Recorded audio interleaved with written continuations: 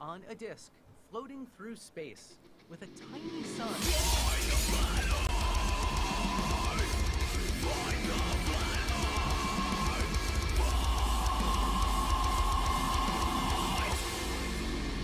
Hey, I'm FTFE and welcome back to the channel that does to stupidity what the writers of Game of Thrones did to Season 8. That was a good show up until then. What a shame. We're back with another Flat Earth debate. And yes, it is August in 2021. And we're having a Flat Earth debate. What fun. If you haven't been to the channel before, please smash the like button and subscribe so you never miss any of the amazing debates or videos on the channel. Episode 60 of Flerfs Are Idiots is incoming very, very soon. That's part 3 of the Eric Dubé level movie debunk. But tonight we have an excellent debate for you. We have TJump, who was on the channel recently, I want to say debating, but more slaughtering Bumpy Earth 420 / Hip Hop Hippie, facing off against Breaking Down the Wall of Lies, who was on Monday talking to Mr. Sensible and had one of the, I think, best conversations, most respectful conversations around Flat Earth that I have heard for a long time. So I'm looking forward to today because TJump, in my opinion, is excellent at breaking down logical arguments and has some great points that haven't really been heard in the Flat Earth arena before. And Breaking Down the Wall of Lies has a lot of points that he wants to bring up. So let's just get straight into this. We're going to start with TJump. We're going to give him 10 minutes or as long as he needs to introduce himself and just give his points for why he thinks the Earth is a globe. TJump, over to you. Yeah, thanks, guys. Appreciate it. The world is totally flat. I can see the debate. You win. World flat. You win. Yeah, so I do philosophy conversations, usually with professors and theists from different colleges about reasons to believe in a God on my channel, youtube.com/TJump. I also have clips of Fight the Flat Earth on my OnlyFans. Just small subscription of $500 to get those. You did say you wouldn't... Okay, fine. What? Nothing. Hey, I'm a sellout. It's just part of my nature. Yeah, so I think the easiest way for anybody to demonstrate the world is round is through radio waves. Like anybody can build a radio transmitter in their backyard, and you can bounce radio waves off of the moon. Like radio waves work in all kinds of devices. You can build it for a ship, for a plane, for a missile, cars. You can bounce them off anything, buildings, anything you can see to know how far away it is, to know how fast it's moving, to know what its shape is.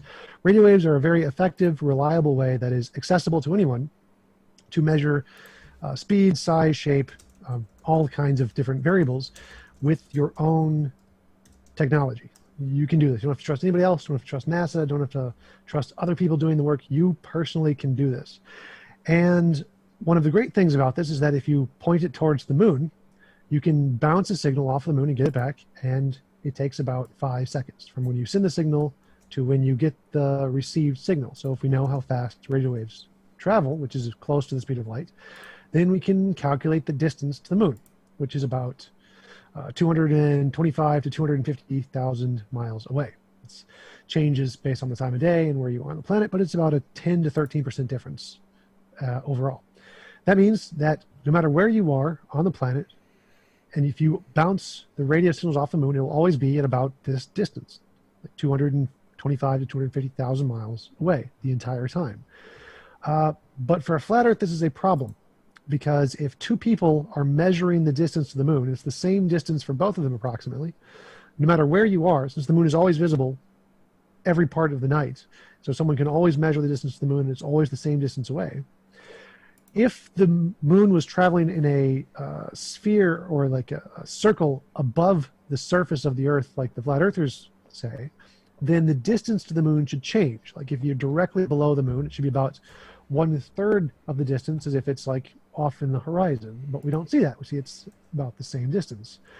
And it should be closer to a person who's underneath it over there than to you. And so it should be significantly shorter time for the radio waves to bounce off the moon for them than it is for you. But it's not. It takes about the same amount of time for anybody doing this anywhere on the world.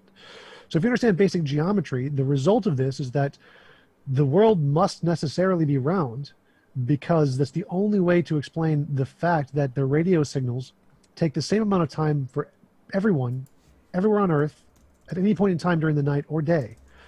If the world was flat, then they'd have to be going in a big like W or M shape, bouncing in order to account for that. But even if it was bouncing, then it would still cause some strange phenomenons where in between the bounces, somebody directly underneath the bounce should measure it to be closer, significantly closer. But we never see that. So either there is some magic going on, or the world must necessarily be round, because we can measure the distance to the moon consistently from anywhere, from any point at night, and we always get the same number for some reason. There isn't really much ambiguity here, and since anybody can do this in your home for a few, I think it takes like 10 grand to buy a radio transmitter that's powerful enough to receive its own signal off the moon. You can demonstrate for a fact the world is in fact round. And this is the simplest, easiest way to do it. And I think that this is the one point that I want to hammer home. And so I'll just stick with that one. Okay, thank you very much for that, TJump. TJump's link to his channel is in the description, guys, if you want to check him out. He does do some excellent debates. You can also find him quite often on Modern Day Debates over with James. So, yeah, that was TJump and his explanation as to why he thinks the Earth can't possibly be flat. Now, Break, over to you. Do you want to quickly introduce yourself and then we'll play your video? Yeah, guys, thanks for having me. I'm looking forward to the debate with TJump. I've done a little introduction for you guys in like a computerized voice, saves me reading something for like 12 minutes.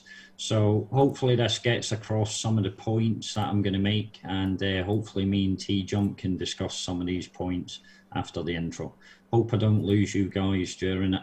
A lot of interesting points. Thank you. Okay. Okie dokie, right, let me just get that up, and that's what she said. Okay, here we go, guys. This is a 12-minute long video, so take some notes, and here we go. How I know the Earth is not a globe. Firstly, they tell us that we are spinning at all different speeds depending on where we are on the globe, with the fastest speed at the equator being over 1,000 miles per hour. 3 times the speed of a passenger aircraft, faster than some fighter jets, and 300 miles quicker than the speed of sound. And the only reason we do not feel the spin is because it is a constant speed with too little acceleration or deceleration to feel it. This is beyond deranged to believe this. It is total insanity, yet they tell us it is true. And the solar system. OMG. We are meant to be orbiting the Sun at over 66,000 miles per hour, and we are within the Milky Way that is traveling at over 1.3 million miles per hour. It is total madness. Moving forward. They gave us the measurements for this ball. It has a radius of 3,959 miles with a circumference 24,900 miles. Now, according to the math, we should be able to see curvature at the rate of 8 inches per mile squared. So over a distance of 30 miles looking to the horizon there should be 600 feet of drop, over 50 miles 1,667 miles of drop, and at 100 miles there would be a ridiculous 6,669 feet of drop. Now when we have gone out to find this so-called curvature, it is nowhere to be found. In fact, there are hundreds of observations that show zero curvature for hundreds of miles. There are also at least 10 places on Earth that do not show any curvature and are super flat over hundreds of square miles. High-altitude balloon footage has shown clearly that the horizon rises to eye level the higher up you go, with no curvature present, unless they use a fisheye lens which produces strong visual distortion, and turns a straight horizon into a curved one, which is not real, of course. They say the Earth is a globe, and it was measured firstly by Eratosthenes more than 2,000 years ago using a stick, a well, and shadows. The Earth must be a globe because there was no shadow at Cyrene and a substantial shadow at Alexandria. This was the assumption of not only Eratosthenes but the famous Carl Sagan, who also worked hand in hand with NASA. In his video of Eratosthenes he said the only answer was the surface of the Earth was curved. Yet you can go and prove this to be completely false on any flat surface with one light source. Do not believe me? Go and do it for yourself. You will see that one stick can have a longer shadow whilst the other stick will have no shadow. Not hard to achieve and absolutely not proof of a globe. If you further believe them, they will say that people knew back then that the Earth was a globe. Yet ancient civilizations' cosmologies such as Hebrew, Islamic, Greek, Persian, Chinese, Mayan, Viking, Roman, Egyptian and many more all show a flat Earth with a closed system. Were they all wrong? But Eratosthenes was right. Today they will tell you that they have measured the true size of the Earth using satellites. Yet there is no proof of satellites in geostationary orbit except computer-generated images, and the same is to be said for the images they are producing. It is beyond delusional to believe that these images are actually true live images. There are however hundreds of satelloons that have covered the length and breadth of the Earth over a period of decades, and this is no secret. Yes people, they have been getting launched into the sky as early as 1960, probably much earlier. Is it any wonder that NASA is the biggest purchaser of helium in the world? They have hundreds of pictures and countless videos showing curvature of the Earth, yet very little so-called true images of the whole Earth from a distance. The famous blue marble image that was on every iPhone of the apparent Earth in 2007 was in fact, wait for it, photoshopped by Mr. Rob Simmons, who was a lead data visualizer and information designer, a senior program analyst, working of course for NASA. You guessed it. Let's hear what he actually said about this image. We finally had enough data to make an entire snapshot of the Earth. We wrapped the flat map around a ball. My part was integrating the surface, clouds and oceans to match people's expectations of how Earth looks from space. That ball became the famous blue marble. Let me as a dumb flat earther ask the question that the knowledgeable people like Mr. TJump and the rest of his cronies simply are too scared or point blank refuse to ask. Why exactly did you need to Photoshop the Earth from 4 months of data strips of a flat Earth and stitch it onto a ball? Why didn't you just take a picture of the Earth from one of those billion-dollar super probes that you got out there whizzing and zipping around? You needed to wait 4 months to get data. That is hilarious and, might I add, highly suspect to say the least. You see, this evidence alone and the photoshopped blue marble is enough surely for any sane person to question and say what the hell is going on. And that is not where the story ends. Mr. Rob Simmons went on to put his foot in it again. This time he made an even bigger disaster. He said at a conference, and it's not until you get to about 1 million miles that you see the Earth as this perfect disk against a black sky. Oh boy. Thank you, Mr. Simmons. You see people. He just busted every iconic image for the past 70 years that has been used as a tool to brainwash the masses. He just revealed that every image less than 1 million miles away, of the Earth as a perfect disk against a black background is not real. I know people that argue on behalf of their delusional fairy tale will say that I am taking this way out of context, but I am not sorry to say. You're busted. I said it before and I will say again, it really is game over. There is no squirming out of this. And hey, you can always take some solace out of knowing that although we so-called dumb flat earthers who don't know science all knew that these images were fake anyway, you never had a choice but to believe them to be true. You see, flat earthers pay attention to detail, and the majority of us know the difference between computer-generated images and real ones. It really is that simple. But we are far from finished. They say the real proof of the Earth being a ball is in their video footage from the Discover satellite that is orbiting 1 million miles away. According to them, it has taken a time-lapse of the moon transiting the Earth and the other way around, but then there is the video footage of the Earth doing a full rotation, and guess what? The moon must have been away on its holidays cause it's missing from the full time-lapse. You just couldn't write this, could you? Then there is the International Space Station that is meant to be in orbit 250 miles above the Earth's surface, and that it is traveling in the vacuum of space at 5 miles per second. That is 8 times faster than the fastest jet we have, the Lockheed SR-71 Blackbird, which hits a top speed of 2,100 miles per hour. Yes, ladies and gents. It works out to be 18,000 miles per hour. And the only reason that the ISS is not ripped apart is that there is no air. There is no drag against its totally non-aerodynamic shape that is the size of a football field and weighs over 400 tons. Hey, no problemo.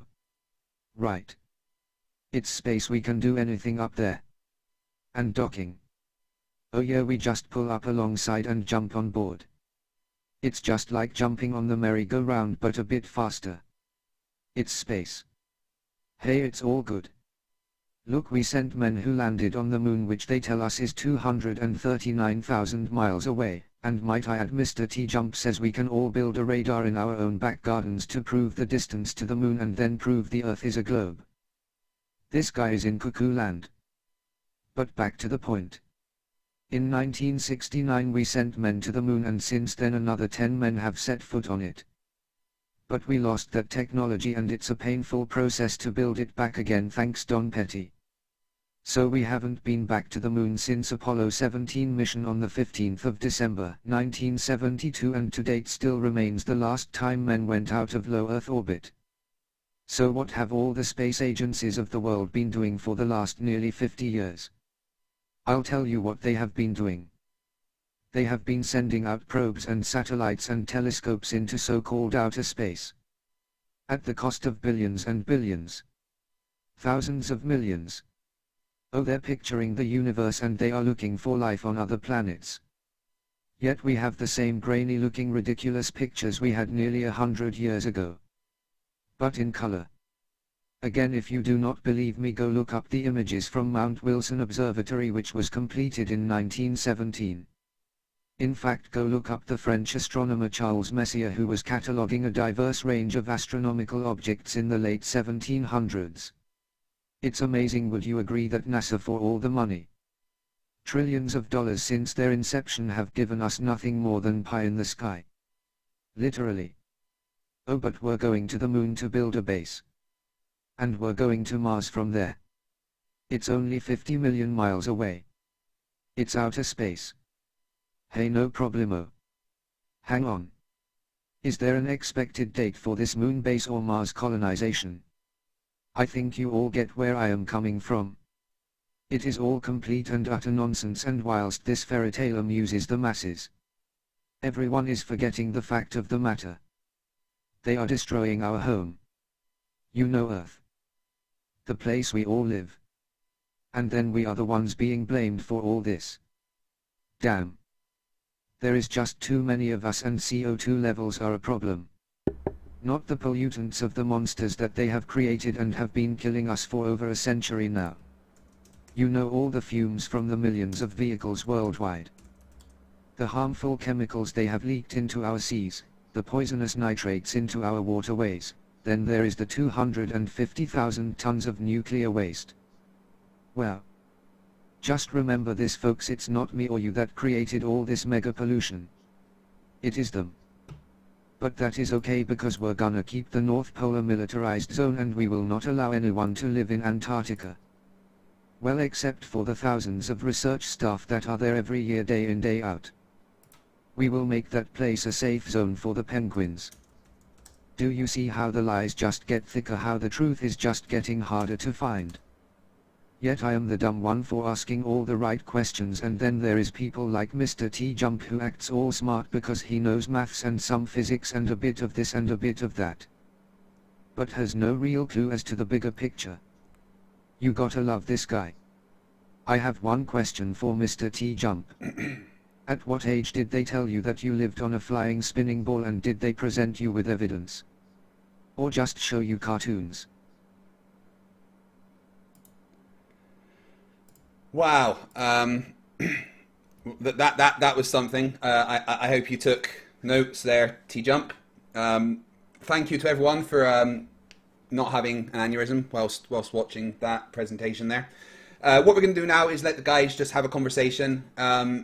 I don't think I will need to moderate as much as, for instance, I did when TJump was talking to Bumpy Earth, because hopefully Break won't just go, show me a container, show me a container, show me a container, but have you shown me a container, but have you shown me a container. Did you ever find the container, TJump? Yes, it was Bumpy's mom. Ah, makes sense. Right, we'll let the guys have a chat. After that, I'll read out questions for some Q&A. Just a quick note, YouTube still haven't paid me because of the tax thing, so if you would like to super chat, the best way to do it to help the channel right now is to do it via my PayPal, paypal.me/FTFE. that way also YouTube don't get the 30%. It all goes straight to me. But either super chats or PayPal donations will get read out as super chats and questions. But over to you guys. Go ahead. TJump, I think you should be able to start with the questioning, as we just had to listen to that. Sure. So I don't know, most of your presentation was about images, but I don't know why the images are important here. Like, even if NASA faked all the images, that wouldn't show the world isn't round. So it doesn't, like, the world was known to be round before there was computers or images or NASA. So I don't know why that was important. You said we don't see curve. Like, you mentioned some areas in the world that are very flat. Like, there can be curve even if you don't see it. There's this really cool photo that or video that Fight the Flat Earth has of them like zooming in on a car in a building and then zooming out, and you don't see curve until it's like really, really big. There can be curve there even if you can't see it. So the inability to see curve isn't evidence that there isn't a curve. You said that the stuff is going fast in space. Like, yeah, like the reason planes go slower is because there's air in the way. It's like it's harder to run when it's windy against you, and it's easier to run when it's windy towards you, and it's easier to run when there's no resistance. That's why they have like planes are shaped the way they are, because it's easier. Less resistance means faster. You mentioned that Rob Simmons said that we need to be 1 million miles away to see the disc, see it like a disc with a black background. Like, I don't know if that's true or not, and I don't think it matters. Like, even if that was true, then the world could still be round. So let's just say, even if the pictures are fake, the world could still be round. So I don't think anything you presented actually shows that the world isn't round. I didn't see any evidence in your opening other than that pictures are computer generated. Like, yes, many pictures are computer generated. That's how computers work. The world was round way before then. So I didn't see much in your opening to actually tell us one way or the other. But what I presented was pretty concrete evidence. Like, do you acknowledge that radio waves work? Radio transmitters are a thing. Like, radar is a thing. Do you admit that those work? Do you know those work? Yeah, I looked into that. I watched your last debate where you raised radio waves. Was it with Bumpy? Yeah, the last one. Yeah. So what you were saying about the moon crashing into the Earth, like going overhead, that's just perspective view. So you can actually have even if we are flat and you have a moon that is rotating around us, you can have that in a flat surface. I don't know how you were saying about the moon crashing into the Earth as it came over your head, because that's just perspective view. If you follow the sun, have you ever done any camera work in your life? Yes. Okay. So I followed the sun for a full year, and the sun came in from the northeast, the same place it came in the whole time during the summer, and it left in the northwest. So all the sun was doing was circling round a flat hemisphere. That's all it was doing. And it looks to you, if you're underneath the sun, depending on where you're situated on the flat plane, it looks like it's going over your head. And there are some places on the Earth where the sun might be a 90-degree angle above certain areas like the Cyrene and Alexandria. So that doesn't say we live on a globe. I mean, for thousands of years, the constellations, or hundreds of years at least that we know of, those constellations have all moved above us. So if I'm standing on a flat plane and everywhere is flat and things move above me, how does that make us live on a globe? It's nonsense. So we're on a flat plane and the moon is moving like this, right? This is how it's moving over the flat plane? That's better. Yeah. Okay, so if there's a guy standing directly beneath the moon here, the moon's like close to him, right? And like imagine there's a guy here and a guy here. Yeah. The moon is closer to the guy here, right? Uh-huh. And it's like 3 times farther away from here, right? Is this the radio waves? Back to the radio waves? Well, let me point something out. Yeah. If I can just interrupt, because I watched all that. Go for it. So see your 10% difference. Do you know what that equates to? 25,000 miles. 15,000 miles, approximately. The figures you gave was 250,000 miles. So that works out to be 50,000 miles. Sorry, 15 15,000 miles is a 10% difference. 10% of 250 is 25. Oh, sorry, you gave it in kilometers. Yeah, I've converted it to miles. Yeah, it was kilometers. I'm in America. I only do miles. That's okay, yeah. So you gave 250,000 kilometers distance to the moon. Yeah. Sure. So that was 25,000 kilometers, and then I converted that to miles, which is approximately 15,000 miles. So on your flat Earth, I'll show you this, because I didn't know you were going to use this, but I had watched your last debate. Why does the miles matter? Like it's 10%.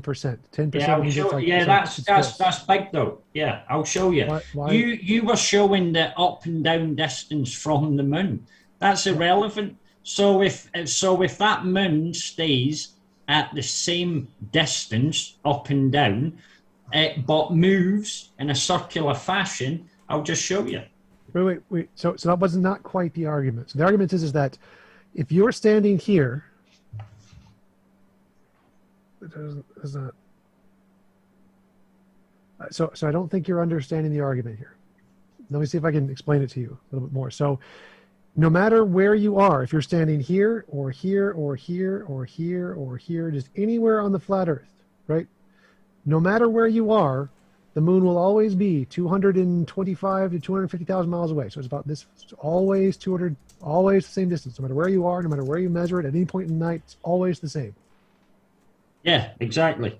Okay, So the distance up and down. This is what leads into the why it can't be flat. So now remember, that's if the moon is here, the distance to this guy is like 1. Let's say it's a red herring because. Wait. Let me try to explain it first. So this guy is 1. It's 3 times as far away. So this isn't 10%. This is 300%. So this is 300% further away. So if the moon is moving like this, it gets 300% further away from this guy than it is from this guy. That means the time that it's going to take for the radio waves to bounce off the moon is going to be 3 times longer for this guy to hear his own signal than for this guy. So it's not, I'm not just like measuring it when I'm directly above it. This is at any point in night, wherever this moon is in the sky, anywhere ever. You're actually proving a flat Earth. Thanks very much. I'll show you how. Okay, but so one second. Yeah, you're proving a flat Earth. All right, let TJump finish his point.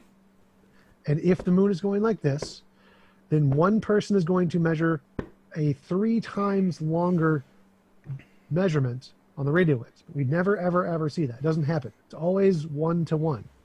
Which means it has to be the same distance away the entire time. It never goes like 3 times further away. So I don't know what you're not understanding about that. You said you wanted to. You have the ball calculations as radius of 3959 miles, correct? You don't need any of that. This isn't about. No. You've made your point. Now let me show you how you're wrong. Okay. So you've said about radar, okay, and you very cleverly said, but failed.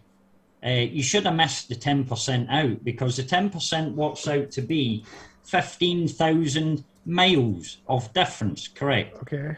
Yeah. So you've got your ball with a radius of 3959 miles. How many times does 3959 miles go into 15,000 miles? 5,000. 4,000. No, not 5,000. No. 3 point something. How long? No, 3,959 miles into 15,000. 5. Approximately. So basically, what you've just showed is that difference of the moon could easily be the moon circling the Earth and you getting the difference of 10% in radius. Thank you. You proved the flat Earth, not a globe. No, that's correct. You've got it wrong. Remember, so if the moon is going around in the way you said, like this, right? This is what you said. Then it's going to be 3 times farther away from this point than this point. Is that correct? How many times did you say, hold on, how many times did you say 3959 goes into 5,000, 5,000, whatever. yeah, approximately 5. So that's not 300%. So see the radio waves that you're talking about, that might show the difference of distance from one side to the other on a flat plane. How does that prove a globe? One side of what? So hold on, you're on a flat surface. The moon circles the flat surface. You said you get the radius of your globe, apparently, is 3959 miles. Radius. The radius doesn't, you're not measuring radius. There's no radius measurement here. No, but you're on about how do we get exact same, but with a 10% difference. So you want to trick people into saying that up and down matters. Sorry, you've got to take into account that as well. No. What I'm asking is, why do we never see the moon is 3 times further away for one person than another? So that's the question. The question but we see it like a mirror image from one area to another, as if it's a flat disk that is seen from the southern hemisphere as different from the northern hemisphere. Why do we see that then? It's upside down. What is What's that all about? So my question is why do we never measure the moon to be 3 times further away? You measure it 10%. It's 10% further away. Well, I have to say, what you're actually doing here is you're proving that we live in a flat plane by your actual your mathematical formula there. Yeah, you don't get it. I know you don't get it. But if you're on a flat plane and the moon circles round, you're getting a difference of 10%. So that's 15,000 miles, okay? So from one end to the other, when it goes over here, circling here, you're going to have a difference of mileage, correct? It is 10% more or less than 300%. What does that matter? So see the little dot thingy? This is one distance. This is three distances. So this is 10%. This is 300%. 10%, 300%. According to the radius of the globe? No, it's not. This is flat. Exactly. This is a flat object. But radius needs to come into it, because we're dealing with not just up and down, we're dealing with across the way. So how does radio waves weigh 10%, which is 15,000 miles of difference from one end to the other? Of course it makes a difference. Okay, forget the globe. Forget Earth. We're not talking about Earth here. We're talking about this piece of paper and nothing but this piece of paper. No, let's talk about Earth. Let's not talk about just a piece of paper. You're not understanding the problem, so we got to get rid of the Earth. So just this piece of paper. This is a camera lens. This camera lens is one distance from here, but it's 3 distances from here. It's much farther away from this side than this side, right? Right? Yeah, we'll talk with your piece of paper, but I'd rather stick to the Earth. Okay, carry on. So if the camera lens is going like this around the piece of paper, we're on the paper, not up in the sky. Yeah, we're on the paper. Yeah. So we're standing, and so if it goes around here, it gets closer to this guy, and farther away from that guy, then closer to this guy, right? Mm. And it gets a lot closer. So this is 3 times, 300% farther away than this, correct? So this guy's standing right here. There's a difference. By 300%. Does that make sense? I don't know where do you want to tell me how you're getting the 300% difference? Yes. Okay. Yeah, go on. Go ahead. So you see, here is the little camera lens. It is this far away, like 1 finger length. Now it's 1 finger length, 2 finger length, 3 finger length. Yeah, and your 10%, and your 10% of difference with the radio waves answers that, or it actually answers it on a flat Earth. Is 10% more or less than 300%? 10% is less. Yes. So if there's 10% difference, is this much, right? But hold on. Let's get back to the actual measurements of your globe. Okay. So the numbers, the percents get all of the numbers right. So the percents are what matters. We don't care about the numbers. We care about the hold on a percents. minute. Hold on a minute. You're 10%. How can the percents get all the numbers right when you said there was a 10% difference, which is 15,000 miles, when we only have a radius of 3,959 miles on your globe? That goes into, let's just see. Yeah, I know what you're saying, and it might sound absurd to you, but the difference of 10% is exactly would show a flat Earth, not a globe. So what are you confused about? I don't get you. This 300% is just you timesing 100, 100, 100. That's, I mean, where's your? I don't get that. Oh, okay, so let's say. Do you not understand that difference that you said yourself, a 10% difference, is 3,959 miles going into the 15,000, which would answer your question. Why you're getting the difference? No, it's. I'm not asking why we're getting a difference. I know why we're getting a difference. My question is why isn't the difference 300%? So 300% of 250,000 miles is 75,000 miles. So that's 750,000 miles. So it's right. So 300 is 3 times. So like 750,000 miles. Why are you using the distance up instead of the distance along? Why do you choose to keep using that? Yeah. The distance, hold on. If something stays at the same height, okay, yeah, and moves that way, yeah, is it not the distance from there to here? Okay, as in Yes, that's the distance we're talking about. Like we're not talking about the distance up. We're talking about the distance between the moon and the person measuring it, wherever they are. So it could be up, it could be to the right, it could be to the left. We're not saying up. We're saying in any direction. Right, and you're saying it's only 10% instead of 3. I get what you're saying now. I get what you're saying. You said you. Oh God, thanks. Oh, yeah, I get it now. I get it now. Yeah. Okay. Okay. Oh. Right. So I just want to make sure that we're all on the same. Let him go. Okay, go on. Carry on. Yeah, I get what you're saying. So you've done the maths for this. You said that you built one of these radars in your back garden. University of Minnesota. I didn't build it. University of Minnesota. You what? Sorry. It was at the University of Minnesota, so I built it with college kids. Right. Okay. Yeah, because you did say to everyone they could build a radar in the back garden. And I looked up the price of these stuff. You need a transmitter, a receiver, an oscilloscope to measure the wave distance, blah, blah, blah. Thousands of pounds, really. You know, if you wanted to get proper stuff to take these measurements. Yeah. Okay. Yeah, it said in the intro it was like $10,000 to be able to do this. $10,000. That's 4 times less than the laser gyroscope the other flat earthers bought. Yeah. So what distance is the ionosphere?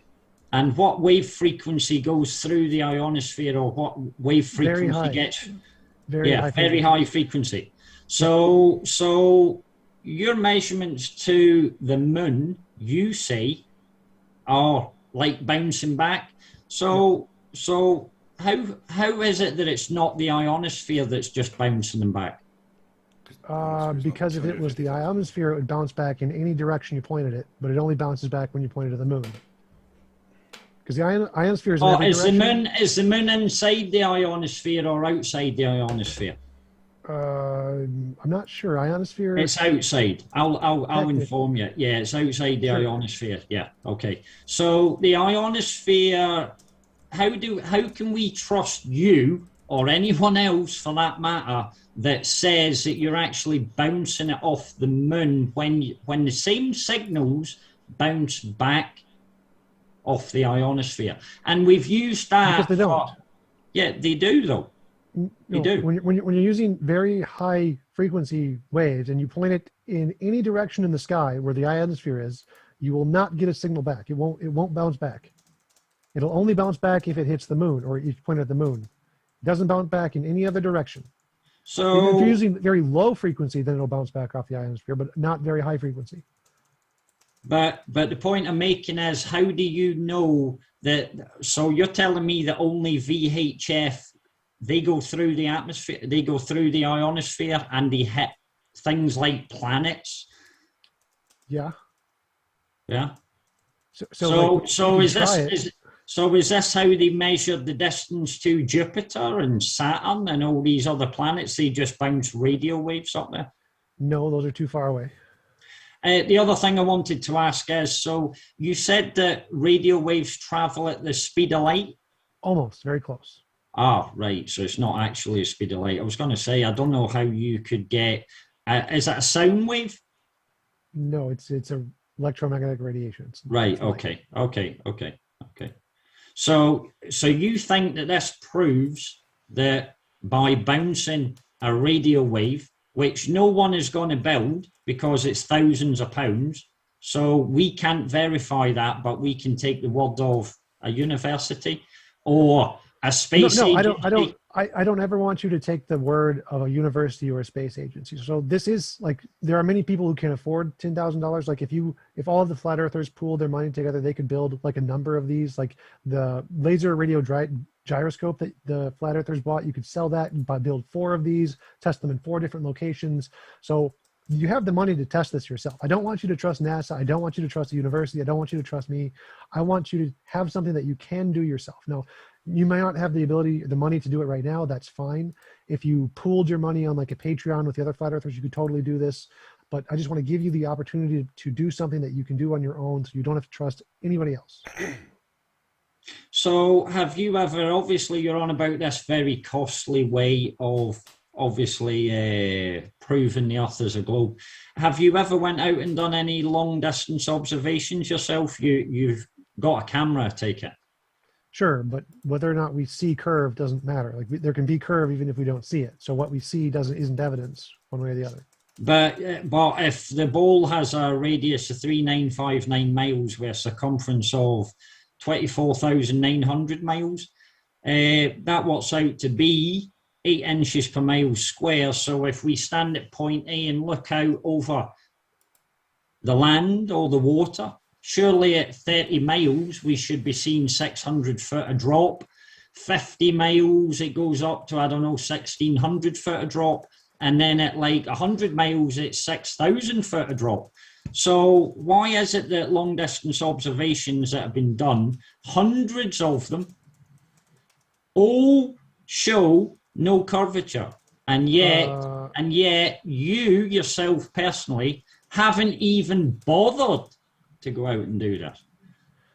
Because humans and human eyes are stupid. Human eyes have illusions. Right. No, I don't mean like you. I mean literally every single human brain. I know. Like all our eyes have hallucinations, delusions, misconceptions all the time. These are not trustworthy metrics. So we need something that is trustworthy. There can be curve even if you don't see it. So our eyes are not reliable.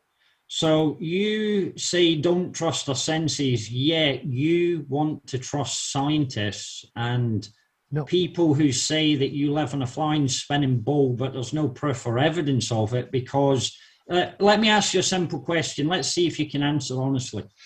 Just before you do break, I just need to go and take a Riley. I'll be back in 2 minutes. You guys just carry on, okay? Go ahead. So Mr. TJump, if you go and stand on a roundabout, okay, just a kiddie's roundabout, and get that spinning at 1 miles per hour, okay, it's very, very small amount. Close your eyes. I would suggest that you go and do this. Close your eyes, stick your hands out, and let me see if you eventually become out of balance. Then I would say put that up to 5 miles an hour. Do the same again. Close your eyes, stick your hands out. On a kiddie's roundabout, that's a dead easy one. Guess what? It doesn't cost thousands of dollars like the radio waves or anything like that. You don't even need to buy a camera for this. I would put this to you for an experiment, okay? If you know how to do a proper experiment, do you? You know all the stuff? Sure. Okay.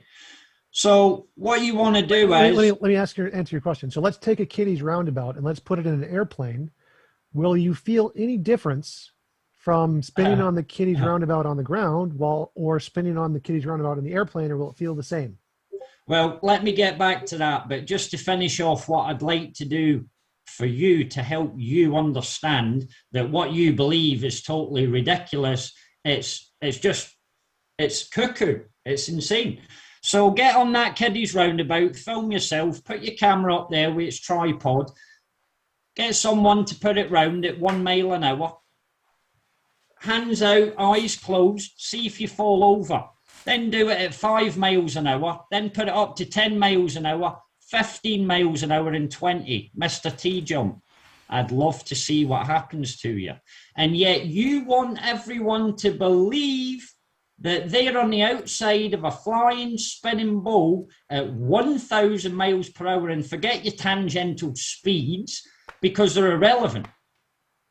And also, when we look up in the sky, we've got the Earth that spins 1,000 miles an hour west to east. That's what you tell us. That's what you believe.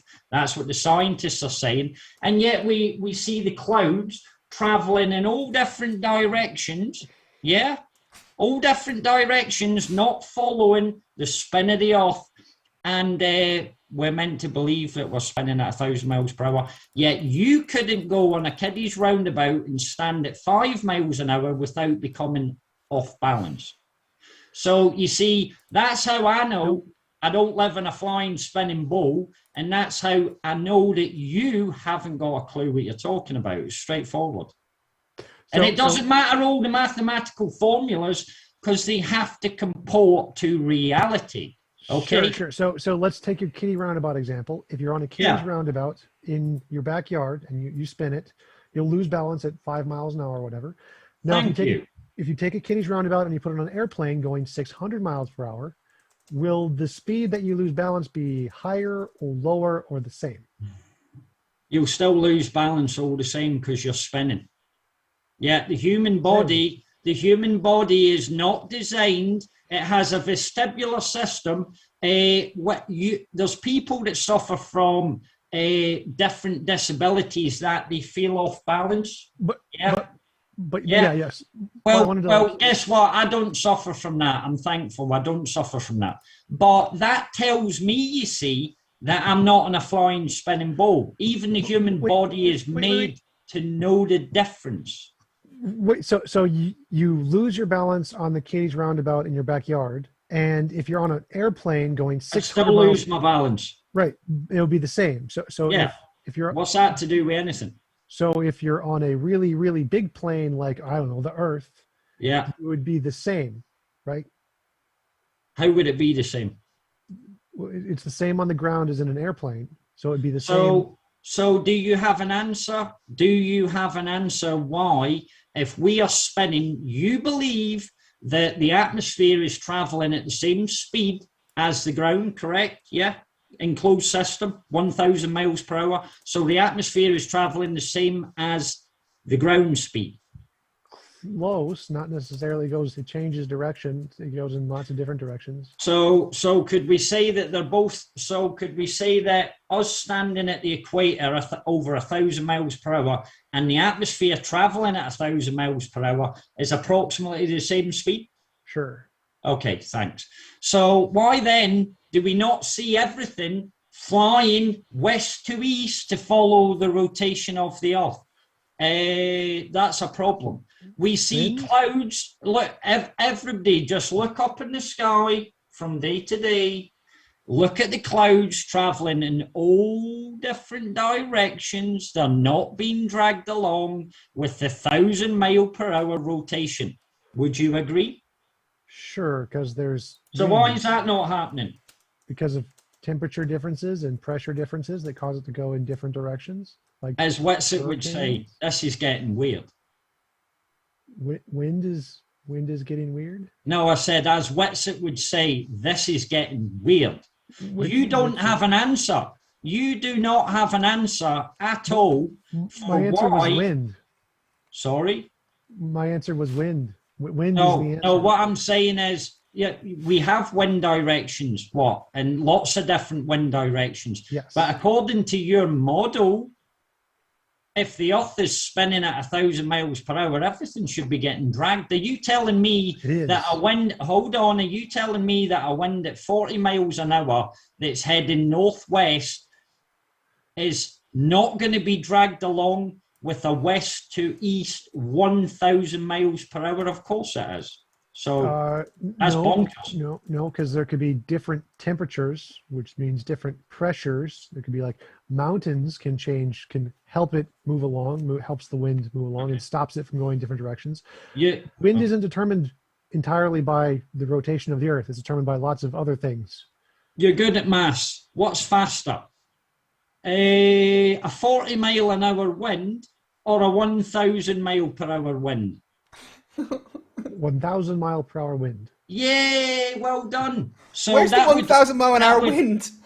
That would drag your little 40 mile an hour wind, or your smokestacks. There's pictures and videos of smokestacks going straight up. They're not being affected by the spin of the Earth. They're not being dragged round by the atmosphere at 1,000 miles per hour. Have you ever been in an airplane? Of course I have, yeah. Okay, and you know those little like spinny things at the top that blow air on you? Yeah. Yeah. And have you ever had a cigarette on an airplane? I know they're not allowed. No, we're not allowed cigarettes. No. But if you have a cigarette in an airplane, like the smoke goes straight up, even though you're traveling at 600 miles an hour, right? It doesn't matter. It's an enclosed system. So it's the Earth? Yeah. That doesn't answer the question. So is the Earth an enclosed? If the Earth was an enclosed system, would that be able to answer why there's wind? Absolutely not. Not when you're spinning at 1,000 miles per hour. No. So if the plane was going at 1,000 miles per hour, would the smoke not go up? But listen, I get what you're trying to say, but isn't it funny how all globals need to take you away from your feet on the Earth and put you in a vacuum or an aeroplane? No, let's just deal with you and me standing on the Earth. Is it correct that you believe, mentally defective, that you are spinning, if you go to the equator, that you are spinning at the speed of 1,000 miles per hour? Relative to the entire planet in the solar system, yeah. That's nothing to do with anything. Now you're trying to take away for the point. That's just a red herring. You're still going at 1,000 miles per hour, correct? Yeah. Yes or no? Yes, like... Yeah. Do you realise how insane that is to believe that? How fast do bullet trains go? No, what? I'm not Superman. Bullet trains? Yeah. What's a bullet train to do with your 2 feet standing on the outside of a bowl, spinning at 1,000 miles per hour? What's a bullet train? You wanted us standing on the ground, not in the air. Do you want to take a bullet train in a vacuum and in an airplane now, or do you want to just keep to the subject? You said you wanted things on the ground, so let's go with a bullet train instead of a plane. A bullet train goes at like 250 to 300 miles an hour. So if you are smoking a cigarette in a bullet train, will the smoke go up exactly the same as if you're standing on the ground? You're totally in an enclosed system. There is no way there is no way that represents you standing on the outside of a bowl at 1,000 miles per hour. Wait. So imagine the train is going in a big circle like around Sweden. It's a very, very big circle. Would that cause the smoke to go in any different direction? Would you be getting centrifugal force at any point? Would it be like drawing you? Would you be getting flung off this ball? Ball, like it's a track. So the track just goes in a big circle. Well, what we're talking about is the Earth being a ball, correct? Yeah. Sure. So I'm asking you, if we're on a bullet train on a flat, we just assume the world's flat. Why are you trying to put us in a train again? We're not in a vacuum. We're not in a train. Why would you try and put us in there? I know it's a clever thing to try and put us in a train. The reason I'm trying to explain this is because you keep saying we're going at 1,000 miles per hour and we don't feel the spin. Okay, so let's see is there another way we can go 1,000 miles per hour and not feel spin? Yes, there is. If we're in a bullet train and we're going 1,000 miles per hour over a very big loop, we can be turning and not feel it at all. So let me take you out your bullet train. Let me stand you back on the earth at 1,000 miles per hour. Do you feel the slightest wind? Not if the wind is going with you, like if you're in a bullet No, train. So do you feel wind? Not at the moment. On a breezy day, if Yes. you're in your house, you're enclosed, you're protected, okay? So, but outside, where you say we're spinning, that you'd have to be absolutely unintelligent to think that you wouldn't feel the spin of 1,000 miles per hour, faster than a fighter jet, faster than the speed of sound. And wait a minute, you only don't feel this because you don't accelerate or decelerate, correct? We don't feel it for the exact same reason you don't feel wind in a train. Those are the same. We're not in a train, though. Yeah, we're not in a train. We are, because the gravity binds the air to the earth, just like the container binds the air in a train. So gravity, you've mentioned gravity. What is gravity? Do you realize that gravity's never, if you go onto Google, do your search, go and find if they've ever found proof of gravity. They've never. Yes, they have. Would you like to provide your proof? Yes. The first proof was discovered by Einstein when he measured the curvature of light around the sun in 1968. That was the first example. What's a light in the sky? A light in the sky prove gravity? What? That's rubbish. How does that prove gravity? So Einstein said, here is my theory of gravity. If this theory is correct. Yeah, theory. So this is how science works. If you think something is true, then you predict what you're going to see if the thing is true. It's like if there are unicorns, I expect to find a unicorn. So Einstein said, if my theory of gravity is correct, we'll be able to measure the curvature of light from a star behind the sun. Bending around the sun, we'll be able to see it early, before it's actually from past the behind the sun. So there's like the stars in the sky, the sun goes in front of the stars, and his prediction was that we would be able to see the star from behind the sun because the light curved around the gravity of the sun. That's the first proof of gravity, that we've discovered, his gravity. It's ridiculous. It's just another one of those so-called clever scientific somebody observing something to happen and then it proves gravity. It's ridiculous. It's totally absurd. Because as a human being, you're looking all there dumb, but it's just because you do not understand or you choose to ignore the facts. That if there was a tornado, you cannot stand on a roundabout. You can't stand on a roundabout at 1 mile an hour, 5 mile an hour, 15, without getting off balance. But we're spinning on a globe at 1,000 miles per hour. Oh, sorry, take us into a vacuum or take us into a train. Let's go back to your roundabout example. Take us into a train. Yeah, so let's go back to your roundabout example. Let's say we put you on a really, really, really big roundabout, but obviously we're going to put some container around you because we don't want you to suffocate. So speed ain't going to change anything. The size of that is going to change nothing at all. Because as long as it is traveling at the same speed, what does that change? Nothing. So roundabout, we're on the outside of the roundabout. It's really, really big. Let's say it's like a 10,000 miles big. Let's just say it's the Earth, and it's got a radius of 3,959 miles. Try that big roundabout. Let's just go with a few thousand miles. So it's a few thousand miles. You're in a container on the outside of a roundabout, and it's traveling at 500 miles an hour. That's exactly like a train, isn't it? Because a train going in a big circle would be the exact same thing, wouldn't it?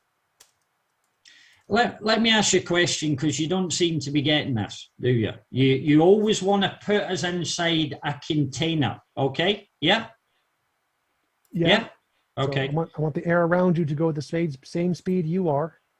Yeah, so we feel wind in this container that you keep saying, okay?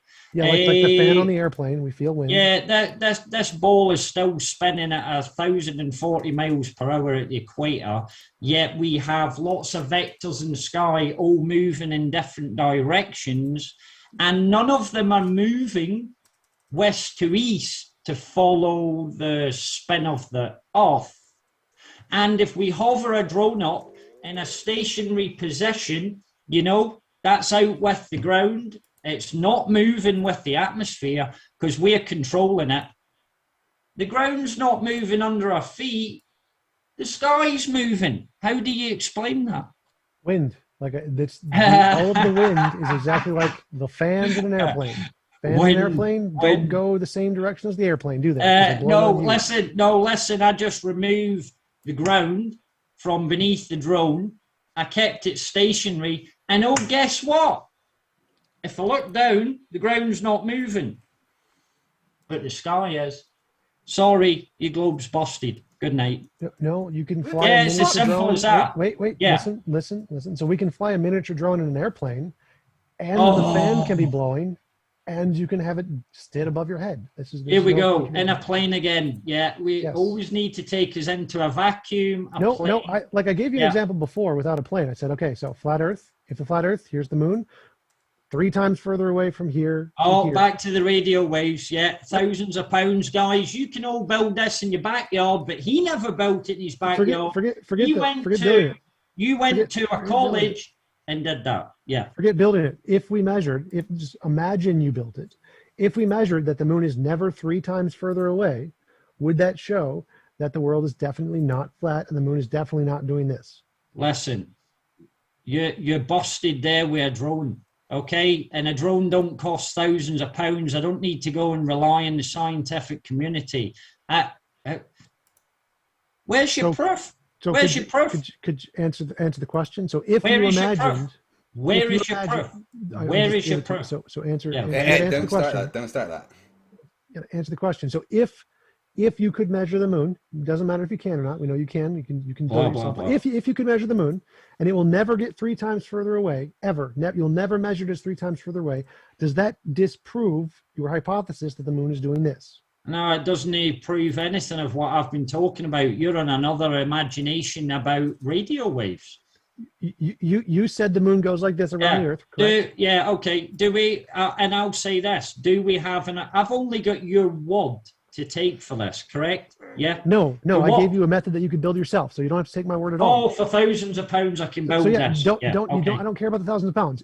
Imagine Did you build it yourself? So the proof here is in your imagination. I want you to imagine in your brain. You're imagining it. We're not going to get locked down in an argument. Break. Hold on. Going backwards and forwards here. The fact that what Tom is saying is that it's not just something that you can do yourself, but it's been done by multiple people, and it can be done if you've got the funds. Just saying I don't have the money so I can't do it, therefore it's fake, isn't really a rebuttal to the fact that what Tom is saying has been done hundreds of thousands of times. Well, I want to go with just something that, like, this piece of paper, like, obviously I'm doing it right now. So I'm doing this right now. If we never ever measure this camera lens, it will never get 3 times further away from this side than this side. And that disproves it can't be doing this, correct? You cannot do this. I'm going to try and answer that, but I'm not going to get stuck. I know how you work this, Tom, because I've watched your debates where the people, you try and hang people up on one thing and then you look like this. As if that person, listen, it's a great debate tactic, but it doesn't work with me. I'm not fooled. You did it with Wetset. You hung him up on one point and you kept straddling the point. Listen, you have not got an answer to anything I've asked you, but now you're back to your radio waves. Let me put a point forward here. I answered everything you asked. Craig said it's been done hundreds of thousands of times, okay? This point you're making. Is it true that in my opening introduction, I said that curvature had been filmed of the Earth hundreds of times? I don't know. I wasn't listening that closely. Oh, okay. Well, why should I listen to anything you're saying if you weren't listening that closely? But let me finish the point. It was, to be fair, Break, it was a lot of information in that video. So they finished let me finish the point. So they filmed curvature hundreds of times. Does it make it real? No, it doesn't exist. It's a flat horizon. Okay. So Tom, I couldn't give a damn what you are talking about right now as regards your radio waves, because it doesn't matter if they did it 1,000 times. If they've got a bias and they want to prove a point, then that's what they're doing. The same as the curvature so of the Earth. Experimenting doesn't count. Yeah, of course it does. Okay, I don't care about how many experiments they did. What I want to know is if you did this experiment, if you personally did this, just imagine someone donated you 10 grand and you could build this in your backyard. Not interested in that. That's fine. I don't care if you're interested. We're saying, imagine if you did this. Imagine if you were interested. So you measured the moon, and it's never 3 times further away. Never ever 3 times further away. Does that prove that it's not doing this? Look, I haven't got the data. You're asking me. There's the funny face again. Let's hang us up on one point because you've lost on every other point, and bring us back to your point. Break. Let's not do the claiming victory thing, because that's not how this works. TJump has responded to all your points, and he is just trying to answer another one of your points by going back to what he has said. So just, please don't do the whole, you lost these, because you didn't answer, because he did answer. You just didn't believe what he said. So just try and interact with the conversation rather than just claiming victory, if that's okay. He keeps asking the same question over and over again. I haven't got that data. I haven't got the resources to come up with that data for myself. And I've not seen any information that would make me think other than I think already. Okay. So what I'm saying is, if you had the data and the data said it was never 3 times further away. So imagine you did the experiment. Imagine you got the data and the data said it's never, ever 3 times further away. Does that prove that the moon is not doing this? That's the question. I cannot say one way or the other. How can I say one way or the other unless I've got that? I mean, you're asking me to hypothetically answer a question because I haven't got that data. I know what the point you're trying to make. Does it just mean it's not doing this? I mean, but Tom, you said it was doing this, crashing into the Earth. He said it would be based on the data that we have. That's what Tom was making. Let me just try and explain what Tom is saying in another way quickly, right? What Tom is saying is that we can measure from wherever we are on the moon, wherever we are on the Earth, we can measure the distance to the moon to within 10%, based on wherever you are on the Earth, okay? And it's always going to be within that 10%, roughly about a quarter of a million miles away. If you were on the flat Earth and the moon maintained the exact distance from you within 10% all the time, that would mean, because of geometry, it would have to be crashing into the Earth. Because the distance, unless the moon is, on your model, also quarter of a million miles away, but then where does it go when it goes underneath the Earth? So the fact that it remains within that 10% distance from wherever you are on Earth when you measure away from it means that it can only be in a circular position around you, not above you going in a circle. Because that would be the distance between the 10% and the 300% that Tom was talking about. I get what he's saying, Craig, but I haven't got that data. And I know he's asking if I had the resources to build one of these, and would that prove something to me? Of course, if the information was correct and the data was correct, I would need to rethink things. Of course I would. I'm not. Yeah, perfect. That's all I was asking. Hold on. But I haven't got the data. I haven't got the equipment to do that. I would need to look into everything as regards radio waves first and foremost. I'd need to eliminate any other things, like I mentioned, the ionosphere. If it's not just bouncing back from that, I would need to do all that. But that's a valid point. What you're saying, yeah. Yeah, that's all I was asking. So if you did do that, okay, like because people like me and Fight the Fire have done this, so we have a good reason to reject the flat Earth position. Like, reject your arguments about the wind, because this data seems to show really well that the world is round. No, because hundreds of long distance observations show that it's perfectly flat. Yeah, it's got hills and valleys, but the long distance observations, we just see too far. There is no curvature. High altitude balloon footage as well is just fisheye lens most of the time that gives a curve instead of the flat horizon, you know. Can there be curve if you can't see it? Can there be curve that's so small you cannot see it? Yeah, of course there could be. So doesn't that just refute everything you just said? But not when you go to the ISS live and they show you the big curve and it's all fisheye lens. And they show you the whole hemisphere of the Earth. Lens, like you just said. Yeah, but that's the point I'm making. And then they show you the full hemisphere of the Earth that was busted by Rob Simmons. And who cares about the ISS?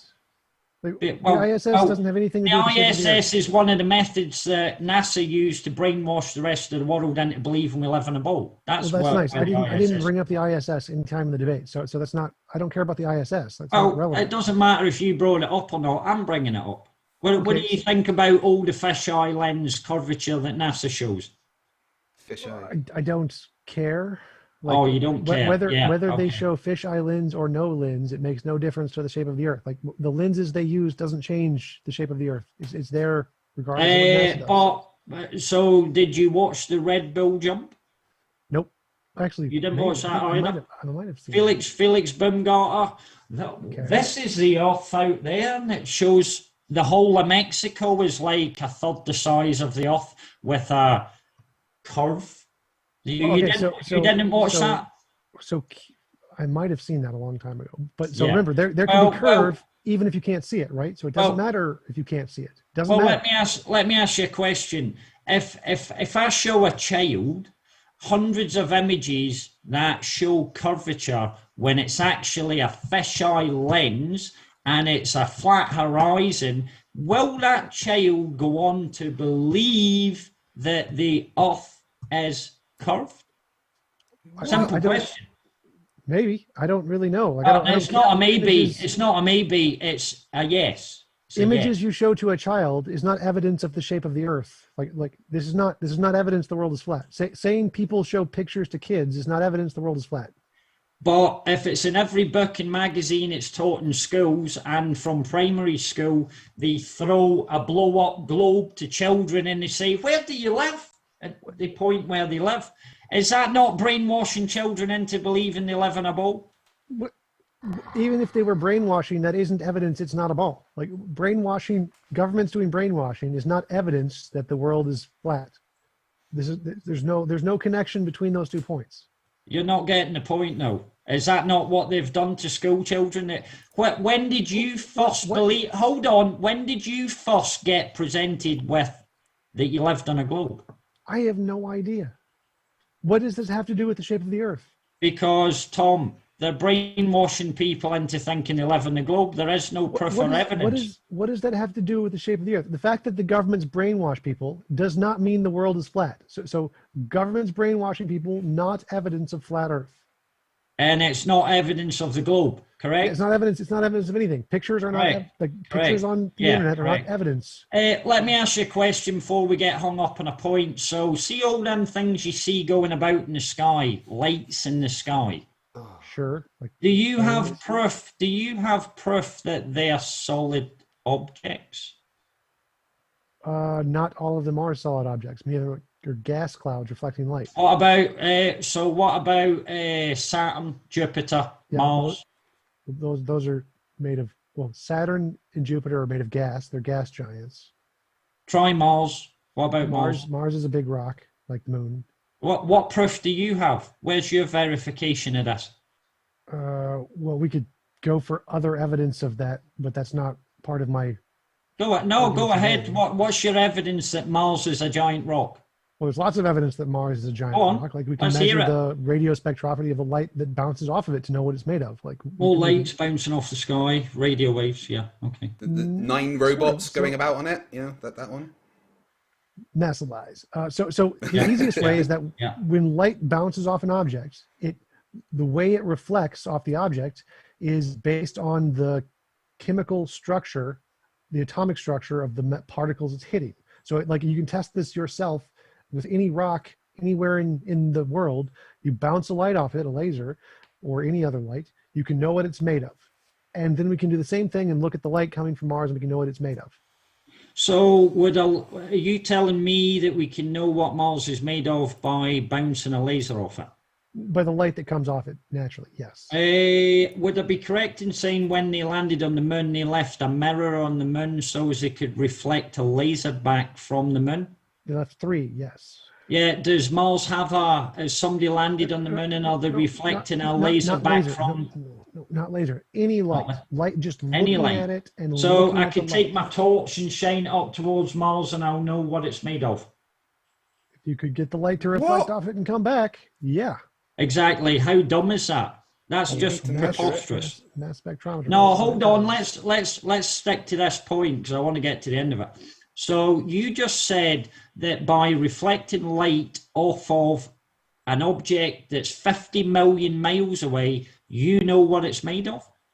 Yes. So when light from the sun hits an object and then bounces off of that object, the light will change based off of the material composition of the atoms that it hits. So you've done this personally and verified this, have you? No, because that had nothing to do with the debate today.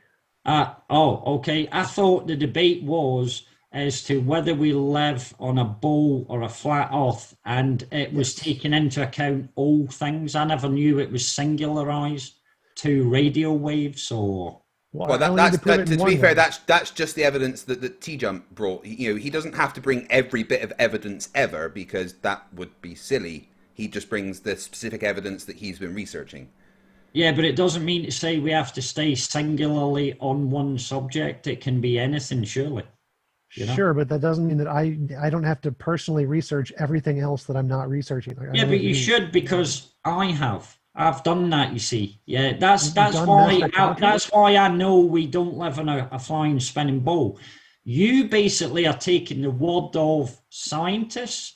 No. You're taking the word of all these mathematical formulas that don't comport to reality, and that's why you believe you're still in a flying spinning ball. Wait, what about my mathematical formula does not comport to reality? So radio waves, we know how fast they move because we can bounce them off buildings. Like we can literally walk the distance and bounce them, so we know how fast they move. And we can bounce them off the moon. 185. So what about that is what about my math here is wrong? Why does my math not comport to reality here? Well, there's hundreds of proofs that say we don't live on a globe. So what the hell is what is one proof? Hold on, your so-called one proof against hundreds of other proofs, long distance observations, no proof of rotation, no proof of the vacuum of space, no proof at all that anything's not there. Okay, Break, I've got to call you out for a bit of a non sequitur there because that isn't TJump's point. You're going, well, you've got that point, but I've got all these other points. That's literally a non sequitur fallacy because that's not what TJump is talking about. The fact is that TJump is talking about something that is impossible if the Earth is flat, whereas all the other things that I'm you being bring more specific here. Like, yeah, he said that my math does not comport to reality. So I'm saying, what part of this math does not comport to reality? Which aspect of the numbers here am I wrong about? Am I wrong about the speed of radio waves? Am I wrong about the speed it takes for it to bounce off the moon? How does my math fail here? So your beliefs are held on by one specific thing, radio waves. That's your belief. No, this is just a very, very strong piece of evidence that anyone can do. Oh, it's just one. What's your other one? There's lots of other ones. This is just sufficient. Name them. Sorry? Those aren't a part of my argument. This is the one that's a part of my argument. Oh, as I said, it's a great tactic. Just grab something that you have read up on. You've verified apparently. Break again. That is what a debate is. You research a specific thing. No, and it's you not hanging on one point, Craig. Well, no. If that is what his presentation is about, then that is what his evidence is. He didn't bring the other evidence. So you going, oh well, what is your other evidence? Because I've got lots. That isn't what a debate is. The debate is talking about the evidence that he has brought up. Now, he has spent a lot of time answering your questions. I think I've been on that a while as the radio waves, and we're back to it again. As I said, this is a tactic because that is TJump's evidence. That is the evidence that he has brought to the debate to present that supports his position. He didn't bring other evidence because that's the evidence that he is bringing. He could bring other evidence other times, but for this debate, he has brought that evidence to discuss, and you haven't refuted it. Whereas he has refuted the things that you've said. Can I be allowed to answer? Yeah, yes, I didn't want to go like.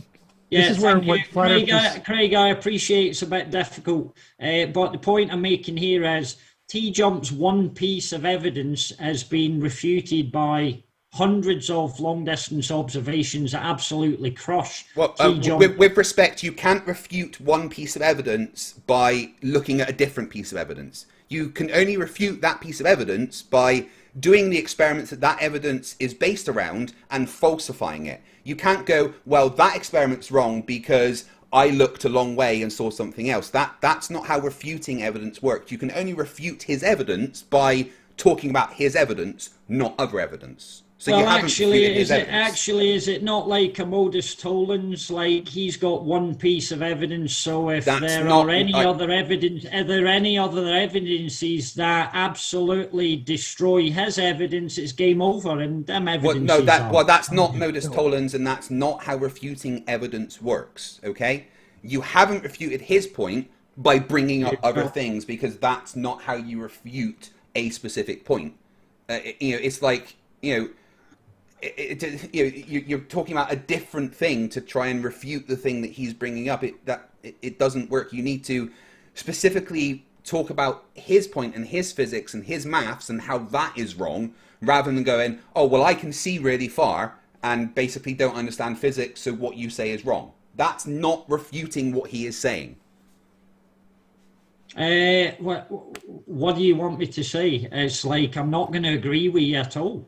Why would I agree with you when I haven't got the data before me? The thing is, there's 50 years. You haven't even presented that data, TJump. All you've done is said that this is how this works. You've not presented any real evidence there at all.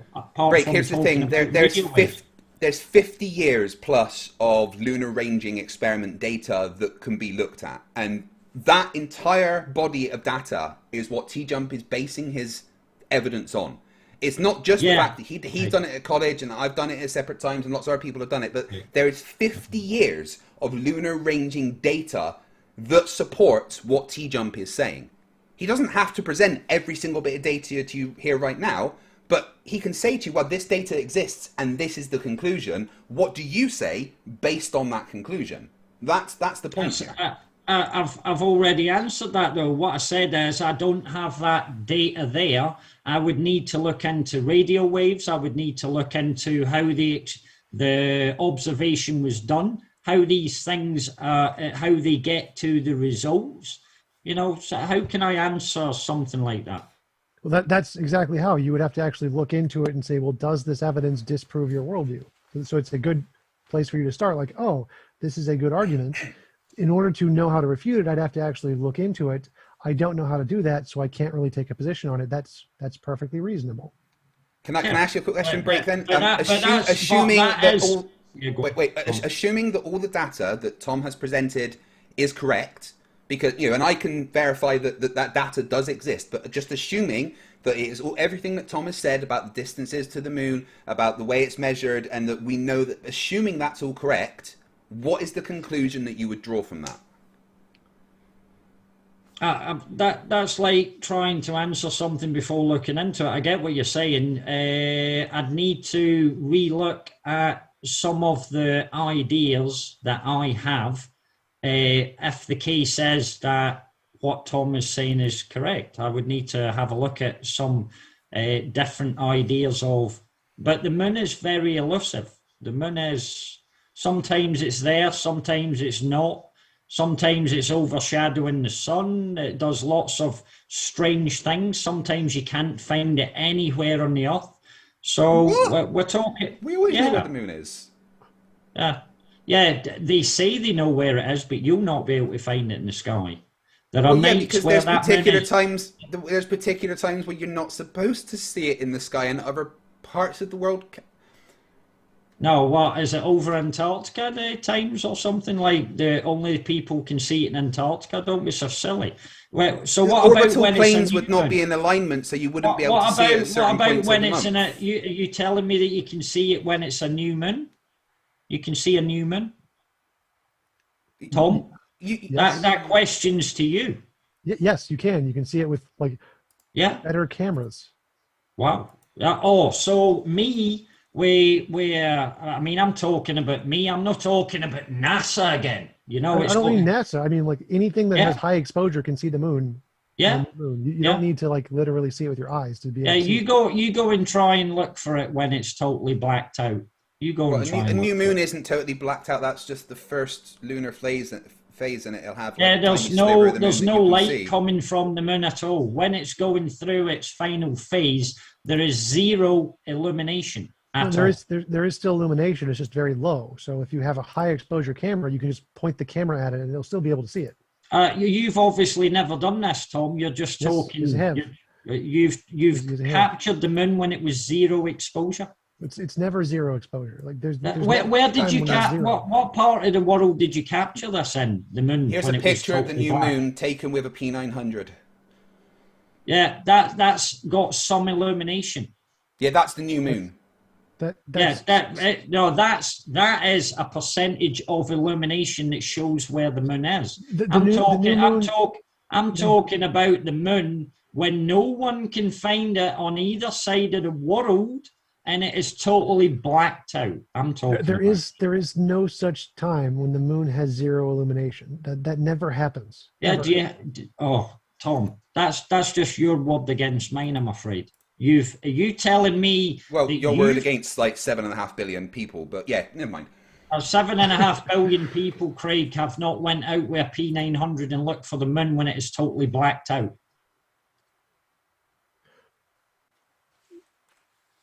So you think that none of the light from that bounces off the earth, that comes from the stars, that comes from the sun, there is a time when there is zero light hitting the moon.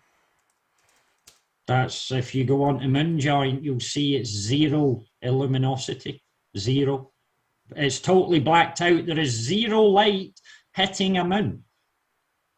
Zero photons hitting the moon. Like Well, now we're getting into photons, Tom. It's just so- like Tom. What? Tell the audience what a photon is. Carry on. particle of light. So Yeah. I think what So- you're confused so, with luminosity, if you- like wait, it's not 0.0000000. It's 0.001. Yeah, let's test does- how does how have- clever you are. What's Ice Cube doing down in Antarctica? That's all about photons and protons. What is Ice Cube, the giant thing that's buried in the ice in Antarctica, doing down there with photons and that? You're that clever. Carry on. Ice Cube, the rapper. That's what I was thinking. What? You don't even know about that? Wow. When You did need to Ice get a Cube better get out an general Antarctic knowledge. research grant? It's out there. You don't know what Ice Cube is? 1,800 meters, hundreds of columns buried in the ice to Measure dark detect- matter? The measuring of the Photon- neutrinos. Oh, that the are bouncing through the neutrino earth observatory you're on about. Yeah. That's it. That's it. But there's lots of them, but one what- specifically in Antarctica is called Ice Neutrinos Cube. aren't photons. Those are neutrinos. Yeah. Neutrinos. Yeah. Photons, okay, totally different thing, yeah. Yeah. Yeah. Yeah. So neutrinos pass through atoms back and to break the them back apart. to the point. You have not photographed the moon with zero luminosity ever. You've never got a photo of that. The moon never has zero luminosity. It has 0.0001. It has- So go out and look for it. When it comes to that stage, find out what part of the world it's in and go and look for it and see if you can find it. we can do that. Like you can do that whenever it has. Like you should tell I've me done it. when. I've done it. I've looked for it. I've also talked with people in America and other parts of the world that America's couldn't not find real. it either. That's obviously it. So okay. I would suggest getting a high exposure camera. Leave it there for about an hour, and you will be able to see it. Guaranteed. Right. Thanks for the advice, Tom. It's like lots of people with a P900 aren't able to find it when it's zero blacked out. That's something you could maybe. Well, this person do with the for P900 us. found it. Yeah, yeah. That's got a luminosity. Well, that's the new moon. Yeah, I'm talking about when it's zero blacked out, you will struggle to find it, and anywhere on Earth, you will struggle to find that. You might get some pictures from NASA or other people, but you know, that Craig, that's got a luminosity. I'm talking about when it's completely blacked out. It's not the new moon, right?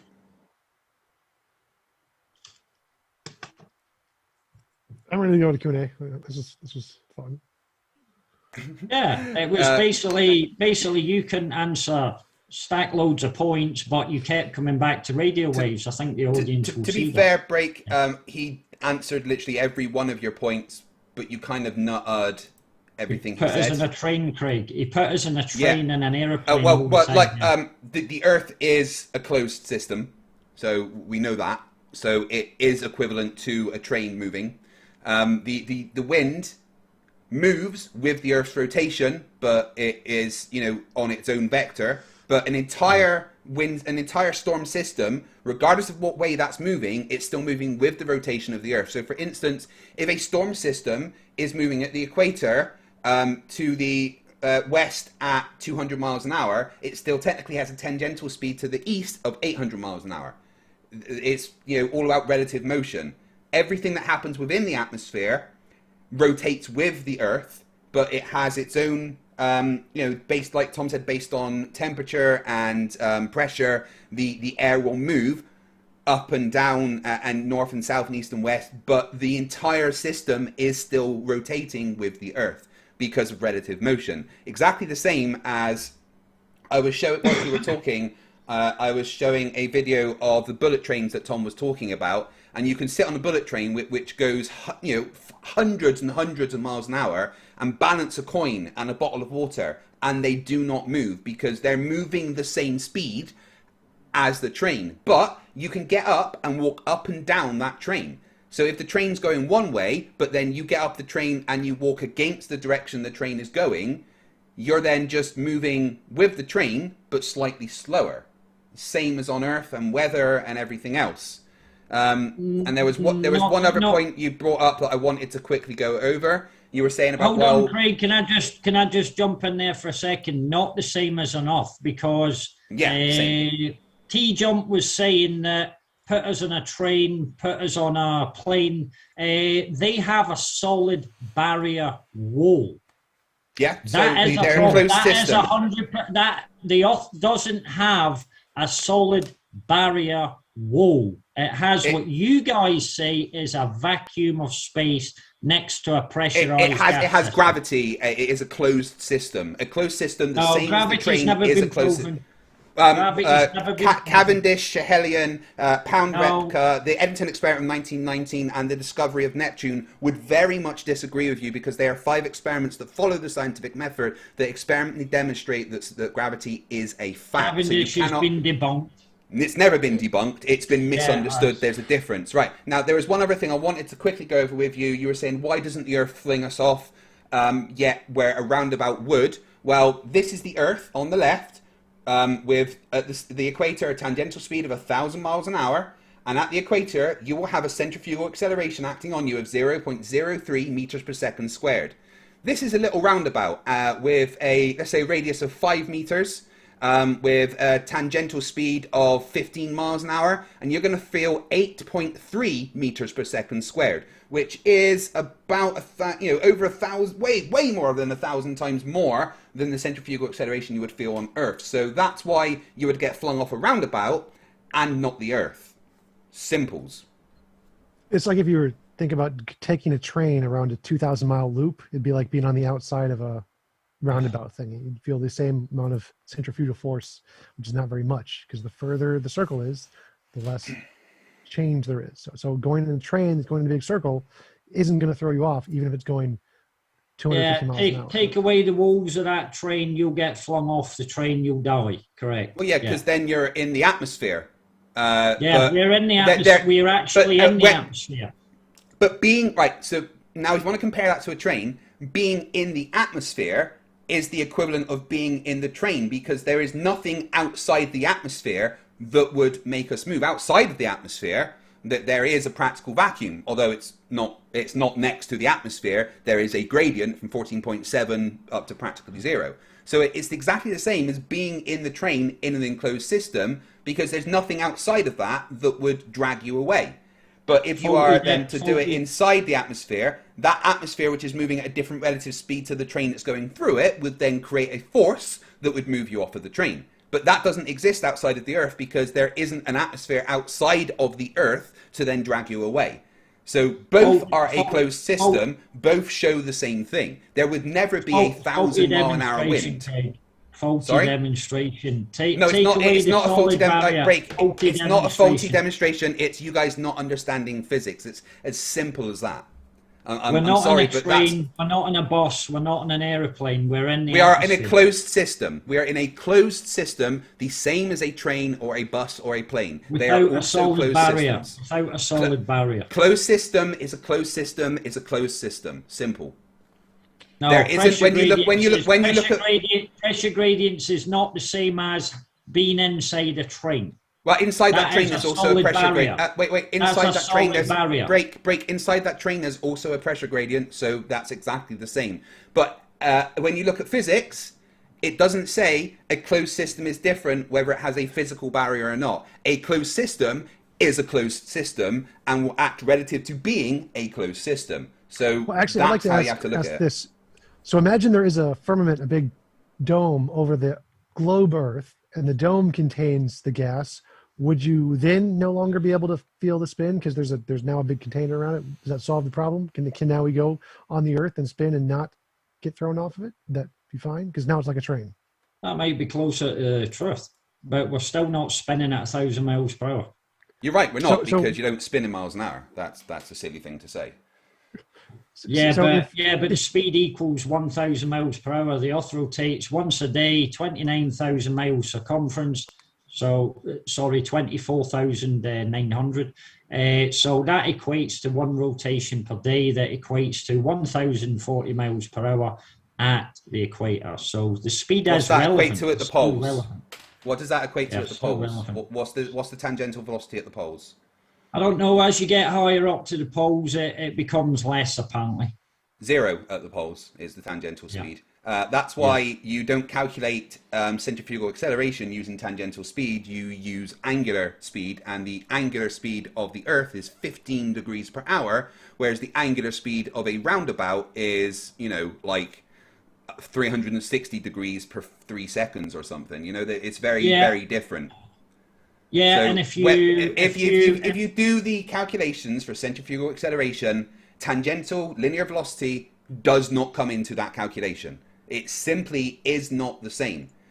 Relative motion is something that you guys really need to start trying to understand, because it will answer most of your questions. And I don't mean this as an insult break, but your ignorance of physics is not an argument against it.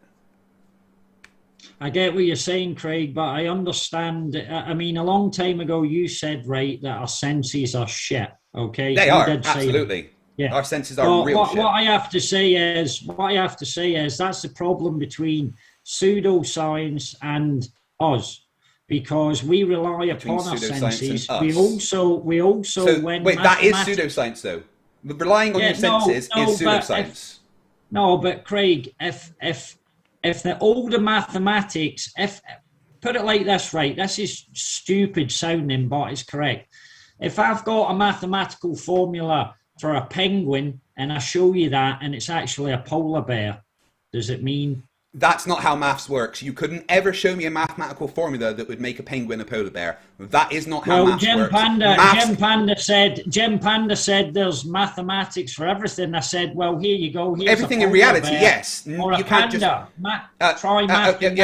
He's right. There's mathematics that describe everything in the universe, but you can't use mathematics to describe things that don't exist or logically inconsistent. Everything in the universe can be described with mathematics, but you can't say, here's a formula to show how an elephant is actually a crocodile, because that simply isn't how maths works. Maths reports to reality. Craig, that's my point. Craig, Well, your that's point my is that you don't understand You can't maths. use mathematics to say that the Earth is a globe and We can when spins it at comports to 1,000 miles reality. an hour when it doesn't comport to reality. Well, it does comport to reality, and it doesn't spin at 1,000 miles an hour. It spins at 15 degrees per hour. Let's talk about a car engine for 1 second. A car engine doesn't spin in miles an hour. It spins in RPM, revolutions per minute. You cannot measure rotational velocity and calculate centrifugal acceleration using linear figures. It's not possible. It's not how maths and physics works. So everything that you're saying, you know, to steal a quote from Luke Skywalker here, amazing. Every word of what you just said was wrong. I wouldn't like to be sitting on the head of that piston either at 1,000 revs per minute. I know what would happen. Yeah, 1,000 revs per minute isn't 1,000 miles per hour. That's very, very different. Yeah, but the point I'm making is we're not spinning at 1,000 miles per hour either. You're right, we're not. We're spinning at 15 degrees per hour. It doesn't matter degrees. It shouldn't matter degrees. It's still speed. It does matter. It really does matter because you can't calculate one thing with what you're saying. That to me impossible. Is just to deflate the argument. That is an argument from incredulity, though, isn't it? Just that to me. Well, you don't understand it, therefore it's wrong. That is an argument from incredulity. So can I ask a question that I asked you before? I want to ask TJump this. Yeah, so go ahead. you know how the pilots do the centrifugal training, as in like they've got the centrifuge and they do the training, pilot training. Yeah, sorry, Tom. A big container like for NASA where they put a guy in a box and they spin him real fast. Yeah. So do you know that they say that the reason we don't feel the rotation of the Earth is that we don't feel deceleration or acceleration? Yeah, isn't it funny that when they put the guy in the training, they actually hold it at 6 Gs. And the guy's face is like this at 6 Gs. They're not accelerating, they're not decelerating. Why is he still feeling that force? Because of rotation. So the speed he doesn't feel, it's the rotation he feels. And you're telling us we don't feel any rotation? Yeah, because if you put him on a big enough thing, he wouldn't feel it. So it's because it's a small rotation. In a small circle, feel it. Big circle, not feel it. So like if you're on still doing 1,040 miles per hour on you don't feel the speed, you feel the rotation. So like if you're on a roundabout, you feel the rotation because it's very small. At 1 mile an hour. Yeah. Sure. And if you're on a train going 500 miles an hour, you won't feel it even if it's going in a big circle. That's not true. You would feel the pull outwards. You would not. Yeah, you would. Of course you would. Not. Yeah, but again, you've put a barrier, solid barrier over, you know. Take them out the barrier. Take them out the barrier. And spinning at 10 miles an hour, you would feel it. You ever been on the waltzers? If the train was going 10 miles an hour with no barrier, you would not feel the curve. If it was a big circle, you would not feel the curvature. Yeah, you would. And you would feel that, but let's just accelerate that to like 1,000% to 1,040 mile an hour, spinning round with no barrier. You would fly off, correct? Not if there was other air around you traveling at the same speed. No. Hilarious. Yeah. So you don't feel the speed, you feel rotation. Hilarious. Yeah, but you would feel the rotation at 1,040 mile an hour. I think you'd feel a bit more than that. No, the speed is not the same as the rotation. They're two separate things. I don't know why you're saying the rotation, because the Earth rotates at once per day. So it's still doing, from that point to return to itself, A to A, is 1,040 miles per hour. Take the barrier off the train, set yourself on that rotation. You would be flying not a off. rotation, that's a constant linear velocity. It's not a rotation, it's a constant linear velocity. It doesn't matter, Craig, it's still rotation. No, it's not. The rotation is 15 degrees. This is the rotation of the Earth. Ready? I'm literally spinning right now the same speed that the Earth is. Give me a day and I'll go round. Go onto that roundabout and spin yourself at 1 mile an hour, going up to 15 and see what happens. Here's me on the roundabout. Yeah. You see the difference? You see the difference there, right? Listen, you've not been feeling too great. Don't spin yourself any faster than that, because I don't want you falling off that chair. But you saw the difference there, right? One of those is comparative to the roundabout. One of those is comparative to the Earth. Which one of those two? Which one of those two spins? Wait. Let me ask this question. Which one of those two spins that I did there had the higher centrifugal acceleration? The first one or the second one? Second one.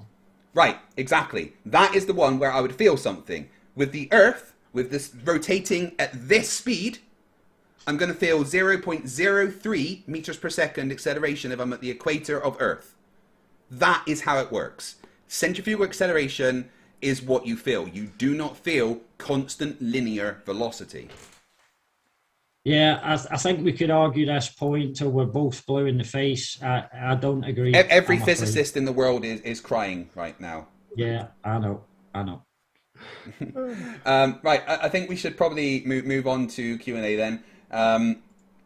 Thank you everyone for being here and watching. It really does mean the world to me. All the super chats and everything is amazing. I'm going to read out the chats now. So I've got stuff through PayPal and through YouTube.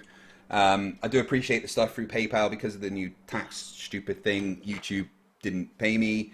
Then they took the payment back and then said, oh, we need to readjust it. And then it's going to be 10 working days. So the PayPal payments have really helped at the moment. So I appreciate that.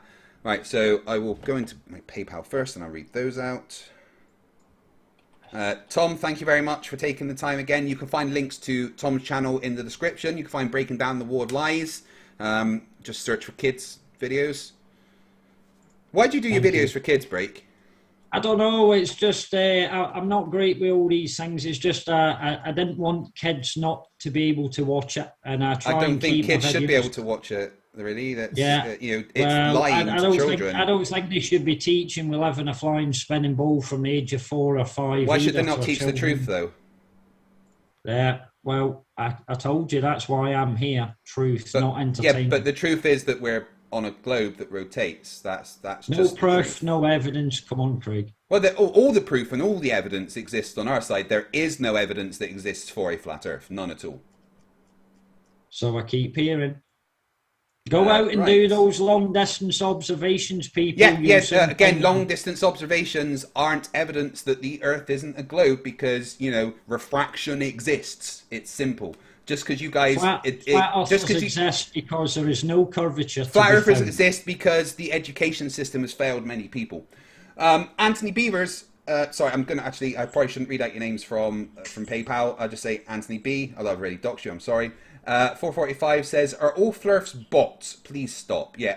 So that video that you presented was like every flat Earth point that's ever been presented.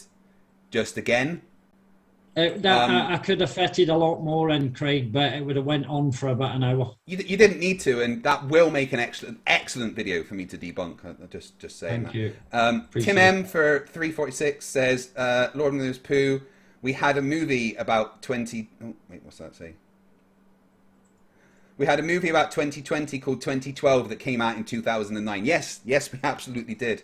I think in the future, like 2040, 2050, kids will be sitting down in history lessons and they'll be going through the books and they'll be like, right, so that was 2019. Now, if you just go to the next page, Miss, why does it just go to 2022? We don't talk about 2020 and 2021. All right, we just don't. They won't be in the history books. Just like Germany? Yeah. We don't talk about the war.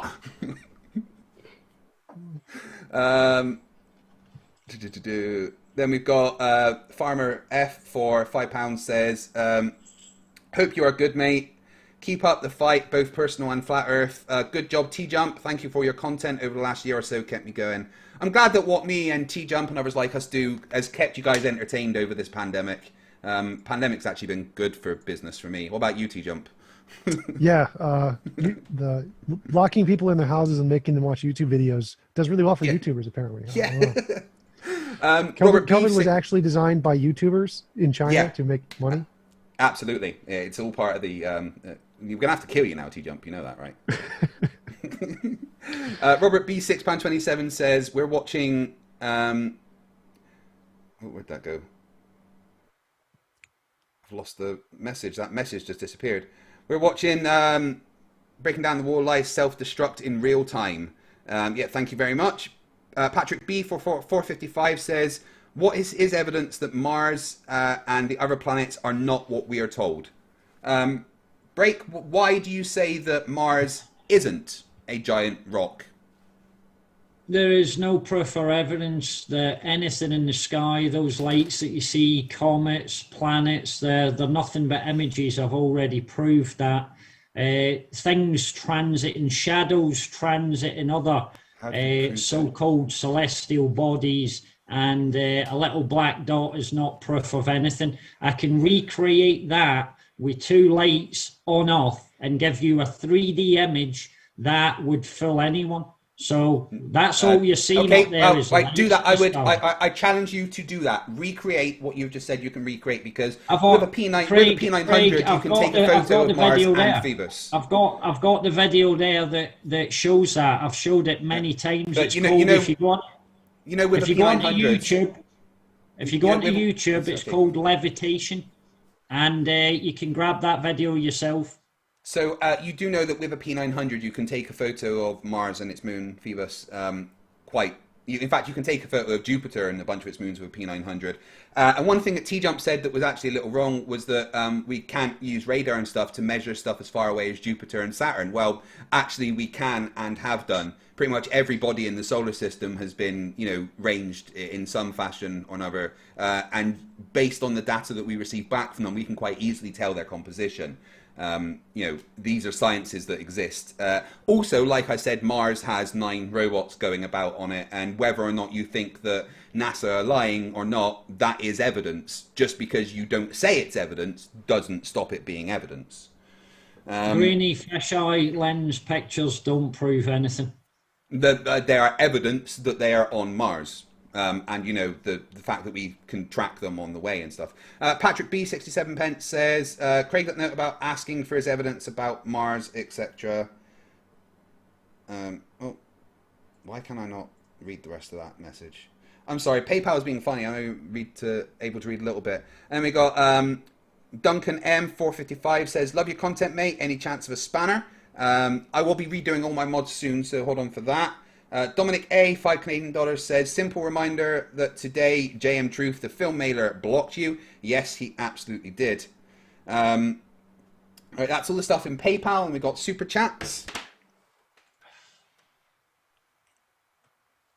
Sleepy Dan says, citations please, and your incredulity and YouTube are not peer-reviewed citations. Area 85 restoration is $10.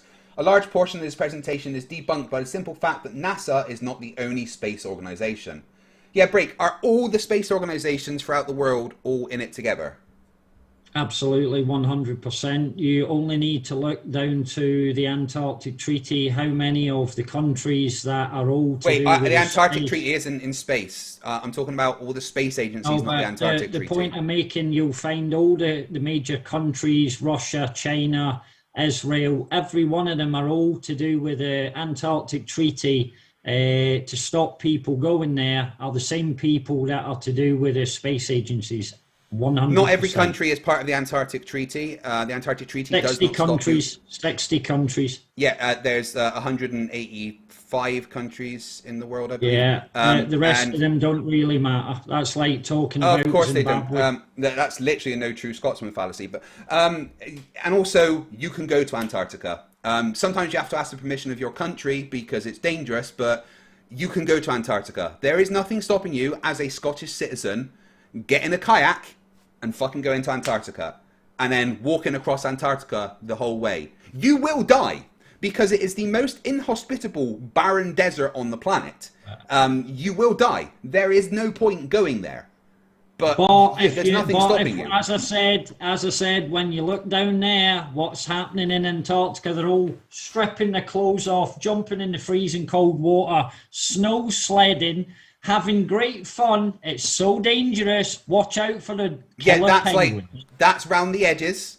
And certain times of the year around the edges when it is summer in Antarctica, you can do these stupid things like jumping into icy water. I mean, in Scotland, that's like a thing they do every 1st of January. They literally jump into the ice lakes, which are kind of, we're not that far away from the Arctic Circle ourselves where we live.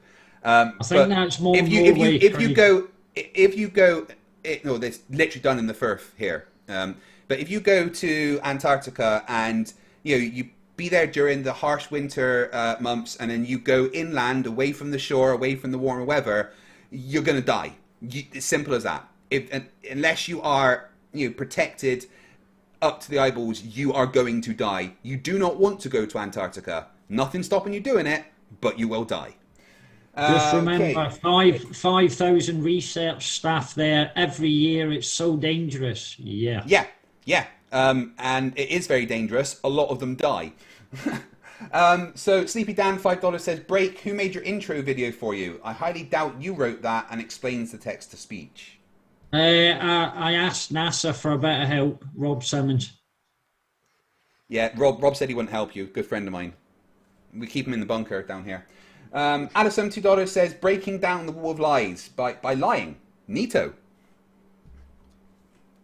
Adam Lord, £10, thank you. Addison $2, we know the Earth rotates at 15 degrees per hour. Thanks, Bob. Yeah, thanks, Bob. Emmanuel Davis, $5 says, where is Red Rhetoric to shut this man down? Break and Red Rhetoric don't like each other. They can't be in the same room because things start exploding. Joey Martins, for €1.99, says he sings 1,000 miles per hour. Toby, €2, is this Flat Earth's final form? No, Flat Earth's final form is Witsit Gets It being arrested at Mount Rushmore. That was fucking hilarious. Please tell me you all seen that. You seen that, TJump? He was just there, like, spouting his nonsense about the government being evil and everything and causing a nuisance, and the police were like, you need to stop. And he was like, fuck you can't tell me what to do. And they're like, okay, you're getting arrested. Brilliant. Yeah, Ken Hovind actually just got arrested too recently. Yeah, the same day as Witsit, actually. Domestic abuse, that one, I think. Fucking horrible. Yep. Alison says, Break, why is all navigation based on the globe? It's all based on the constellations. They haven't moved for No. Navigation is based on the globe. All modern navigation is based on the globe. This is a fact that isn't just arguable. So if you flatten that globe out, what's on a flat map too? And then you don't have accurate distances, so you cannot do accurate navigation on a flat map. You just bring in more lines to go out to the edge of. Yeah, so it's not accurate. The only accurate map is a globe. So again, why is all navigation? All modern navigation planning is based on the globe. And as a sailor who has sailed around the world, I can confirm that I use the globe to plan my navigation. And so does every single pilot that does long-distance flying. There's about 30 documents from the government that say that the Earth is flat. And no, there isn't. There isn't a single document. There is documents that use a flat, non-rotating Earth as a simplified model for modeling certain things, because it's easier to remove extraneous variables that you do not need when doing simple modeling. None of those things say that the Earth is flat, and if you read them, they mention things that do not exist, like a non-moving atmosphere, a rigid body aircraft of constant mass. These are things that do not exist, just like the flat Earth. Alison for $5 says, if you researched everything as you claim, why is all navigation based on a globe? You can't make excuses now because I will call you on your lies. Well, he just said he doesn't believe it is based on a globe, but Break, navigation's based on a globe. This is just a fact. Kirk B, $5 says, sorry, I can't PayPal fight. I think Break is broken. Maybe there's hope for Break. Have you watched Mr. Sensible's full video yet?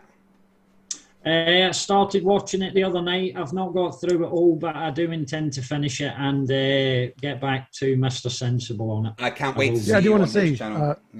Break is nice. He's a pleasant guy to talk to, so I definitely think he's a good guy overall, better than most of the other flat earthers I've talked to. Yeah, thanks for that, TJump. You're not a Nathan Thompson, that's for sure. Yeah, thanks for that, TJump. C-Mitch Play, $5 says, breaking down the wall lies plan succeeded. His plot this whole time was to render us all brain dead with his stupid statements. He is a genius. Good job, Break. Well done. Thank you. Or Simon Dan, should I say? No, evil twin. I think you are Simon Dan, and this is just you playing both sides. Right, okay. Simple. STE £2 says, Biggie and Tupac are on Antarctica too. Okay then. Kingy Edwards the fifth for $5 says, I have a pic of the complete new moon. How do I share a link, FTFE? you could pop it into my Discord or send it to fighttheflatearth@gmail.com.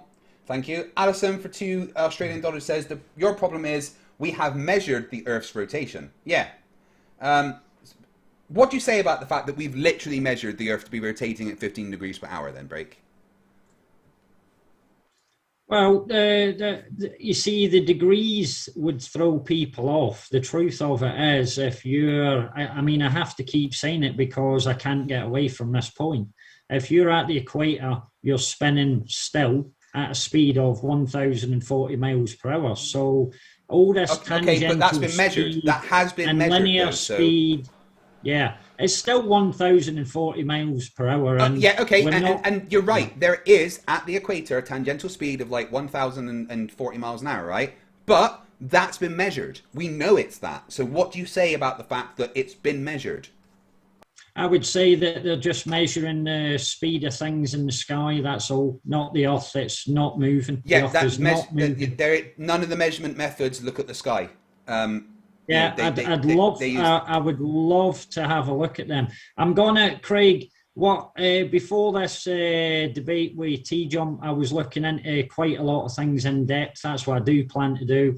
Is go back to the drawing board, have a look into. I'll be looking into radio waves. Hopefully, I can give TJump an answer on that.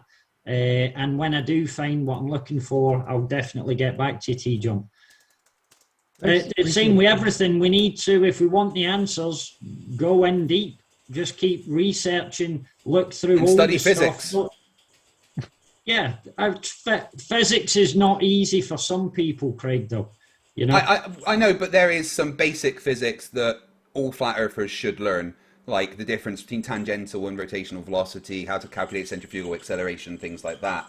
Yeah, I would like what to 8 say inches though, per square mile actually means and stuff. I would like to say, Globals, you need to do a chemistry 101 because that will teach you about density. Okay, so you don't need gravity.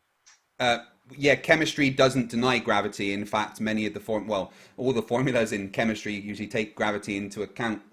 You know, my wife's best friend is a doctor in pharmacology, and you know, she thinks flat earthers are extremely dumb, and trust me, she knows her chemistry. Actually, I'd like to ask a break about the density thing. Yeah, like, so if we have a vacuum, like on Earth, we build a vacuum container and we suck out all of the air, and then we put in like water or something. Why is it more dense on the bottom of the container than the top of the container? I don't know. I've looked at, so I don't know about the water side of. I've never seen water put in a vacuum. Or is it not? Would water not boil in a vacuum? Yeah, it would turn into gas. So it's any gas. Anything you put into the container that's a vacuum, it's going to be more dense at the bottom of the container than the top of the container. Why is that? Because if density, it shouldn't be. If it's just density, it should be the exact same everywhere in the container. So it seems like there's something weird going on because...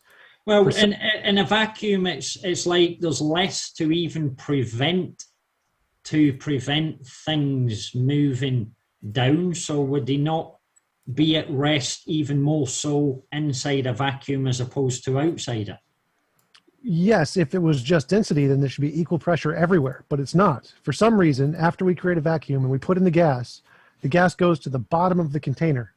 Yeah, but it's the container. The container caused that. Sorry. So why is it? I'm not sure about the water one, TJump. I have seen in a vacuum a couple of things done, but I've not really looked into it in great detail. I would need to go and look at that again.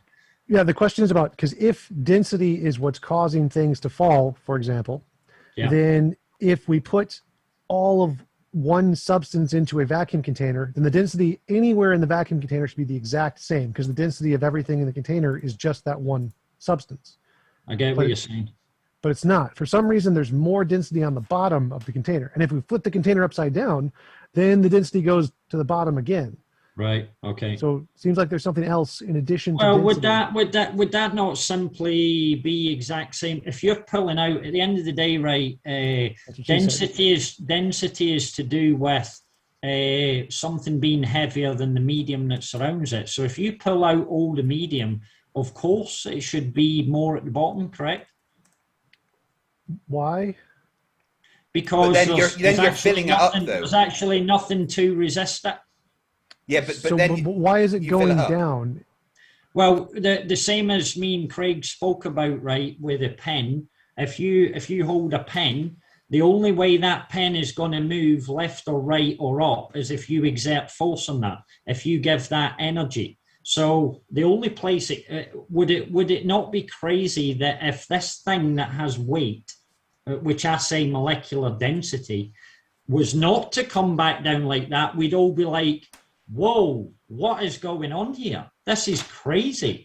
But it does exactly as we expect it to do. It falls, you know? Yeah, but why do we And expect it to why fall? does it fall to the earth? Because it has nowhere else to go apart from, because the air around it is not going to support it. When I let go of it, it's going to go down. Why down and not up, though? Because, Craig, we would need to exert force on it to move it upwards. Right, but if we're in a vacuum, there's no pressure on the top and there's no pressure on the bottom or the right or the left. So why would it go any direction? Any direction. Are you on about gas? Anything. You put a pin in a vacuum chamber. Why does it always go down? If you put a pin in a vacuum chamber, right, and it's at rest, it's not going to move. It's not going to start to float, is it? Right. So imagine we just put a pin in and let it go. Why does it go down every time? So, why is it? Because again, the same as if you're outside a vacuum, it's only got one place to go. It can't float because it's not lighter than the medium that's surrounding it. And in a vacuum, you're actually pulling out any form of obstruction. Yeah, but why does it go down and not up? All the medium is pulled out, so the only place it can go again is down. How does it know to go down and not up? Right, we pull out all of the other stuff in the container, and there's only just the pin and the vacuum in the container. Yeah. And it goes, for some reason, every single time the pin will go down. And if we flip the container upside down, it'll still go down. Yeah. How does that know? How does it know inside that container which way is down towards the earth? Yeah, I get what you're saying. There, but even although you're flipping the container, the medium, there's still no medium. So it's got to go. It's doing exactly what the physical laws make it do. It's yes, the physical law of gravity, you're right. The physical law of gravity is the one that makes it go down. You see, that's where I would say TJump, have you ever considered this, right? This might sound foolish, but if you take a flat surface, okay, and you take that and rest it on a flat surface. If you fill it with water, okay, what does it need for that water to stay on at rest? It doesn't need gravity. The weight of the water will keep that in this object.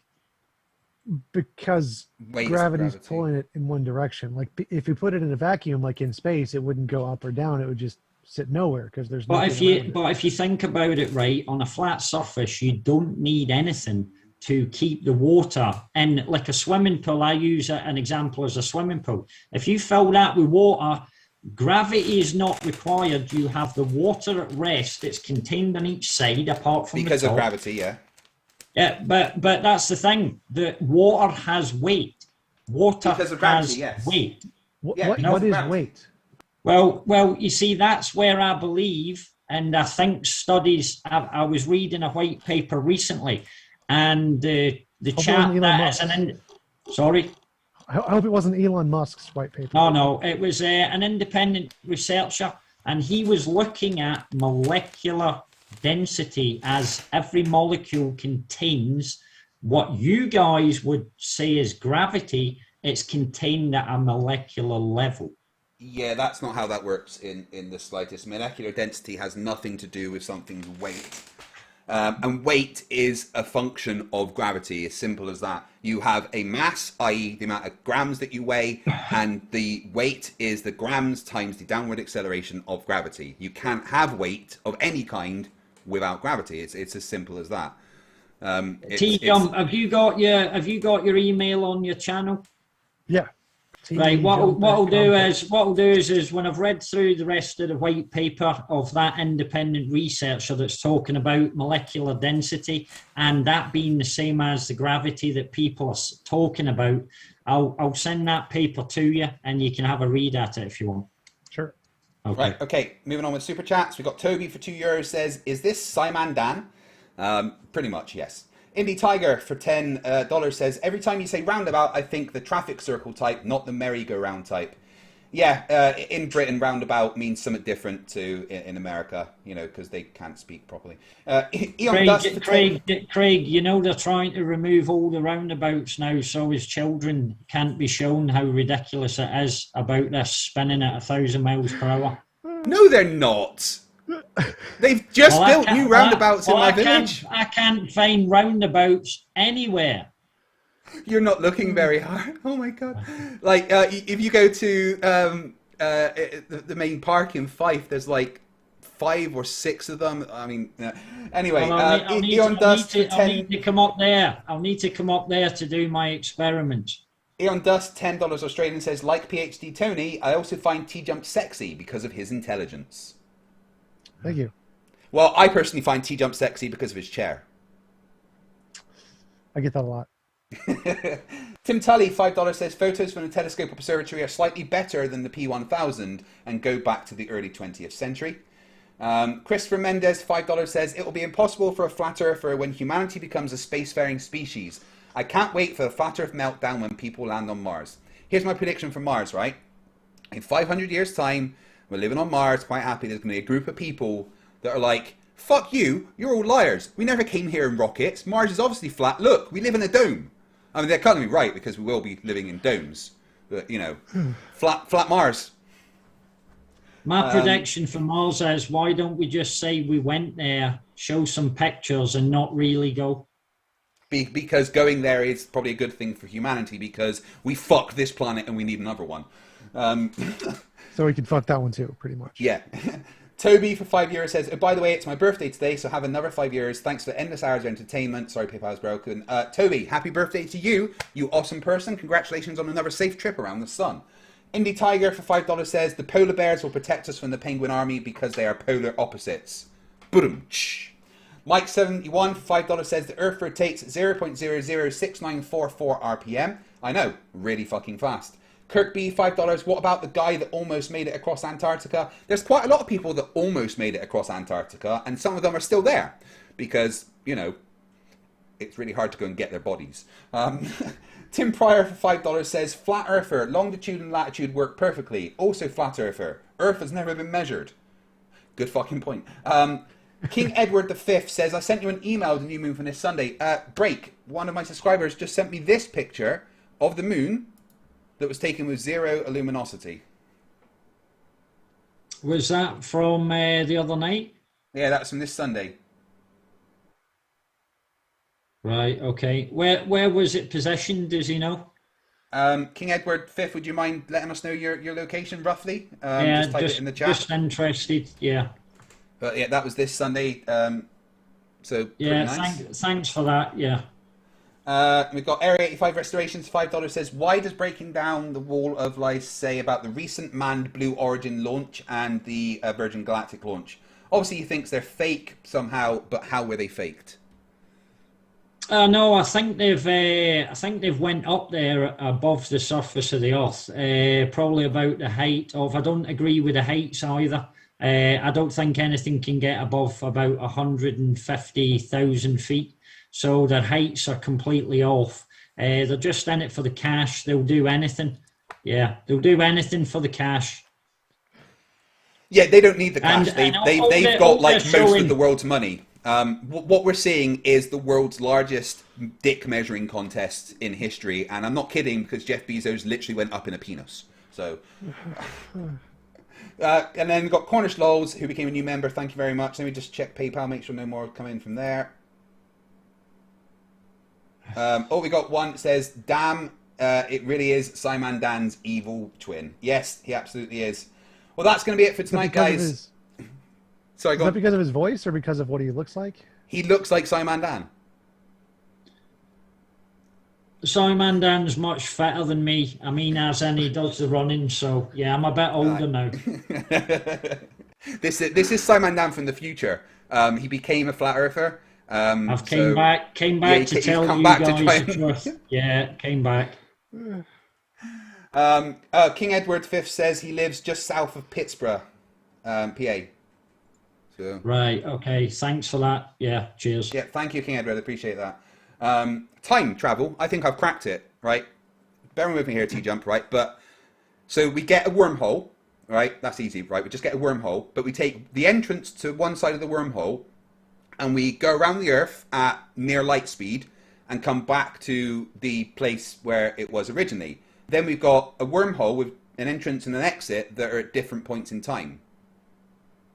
Can't have a wormhole. Is this quantum mechanics?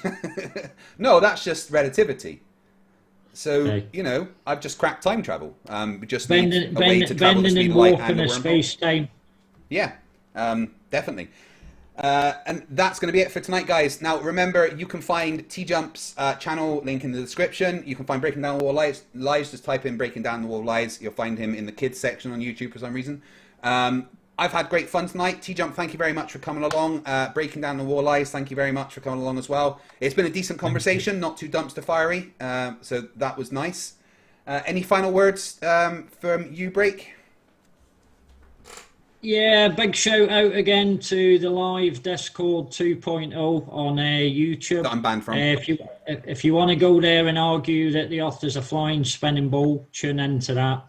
Flat Earth Discord 2.0 on YouTube. Yeah, thank you. And any final words from you, TJump? Thanks for having me on. Appreciate it. Nice to be here as always. Thanks to Break for being a nice guy to chat with. I guess, yeah, I do see the Simon Dan in him. You should totally get me an autograph. I would appreciate that. See you guys later. Thank you very much, guys. Thanks, Craig, for having us on. No worries, always welcome. Better. Yeah, and nice to meet you, T-Jump. It was a good discussion. Thanks. I am going to put in the chat now a link to MC Toon's channel where he is currently starting his own Flat Earth debate. So if you could all do me a personal favour and go over and give MC Toon a like and a watch. That's been it for tonight, guys. Thank you very much. Look out for episode 60 of Flerfs Are Idiots coming very, very soon. And remember, stupidity is not a right. Fight the Flat Earth.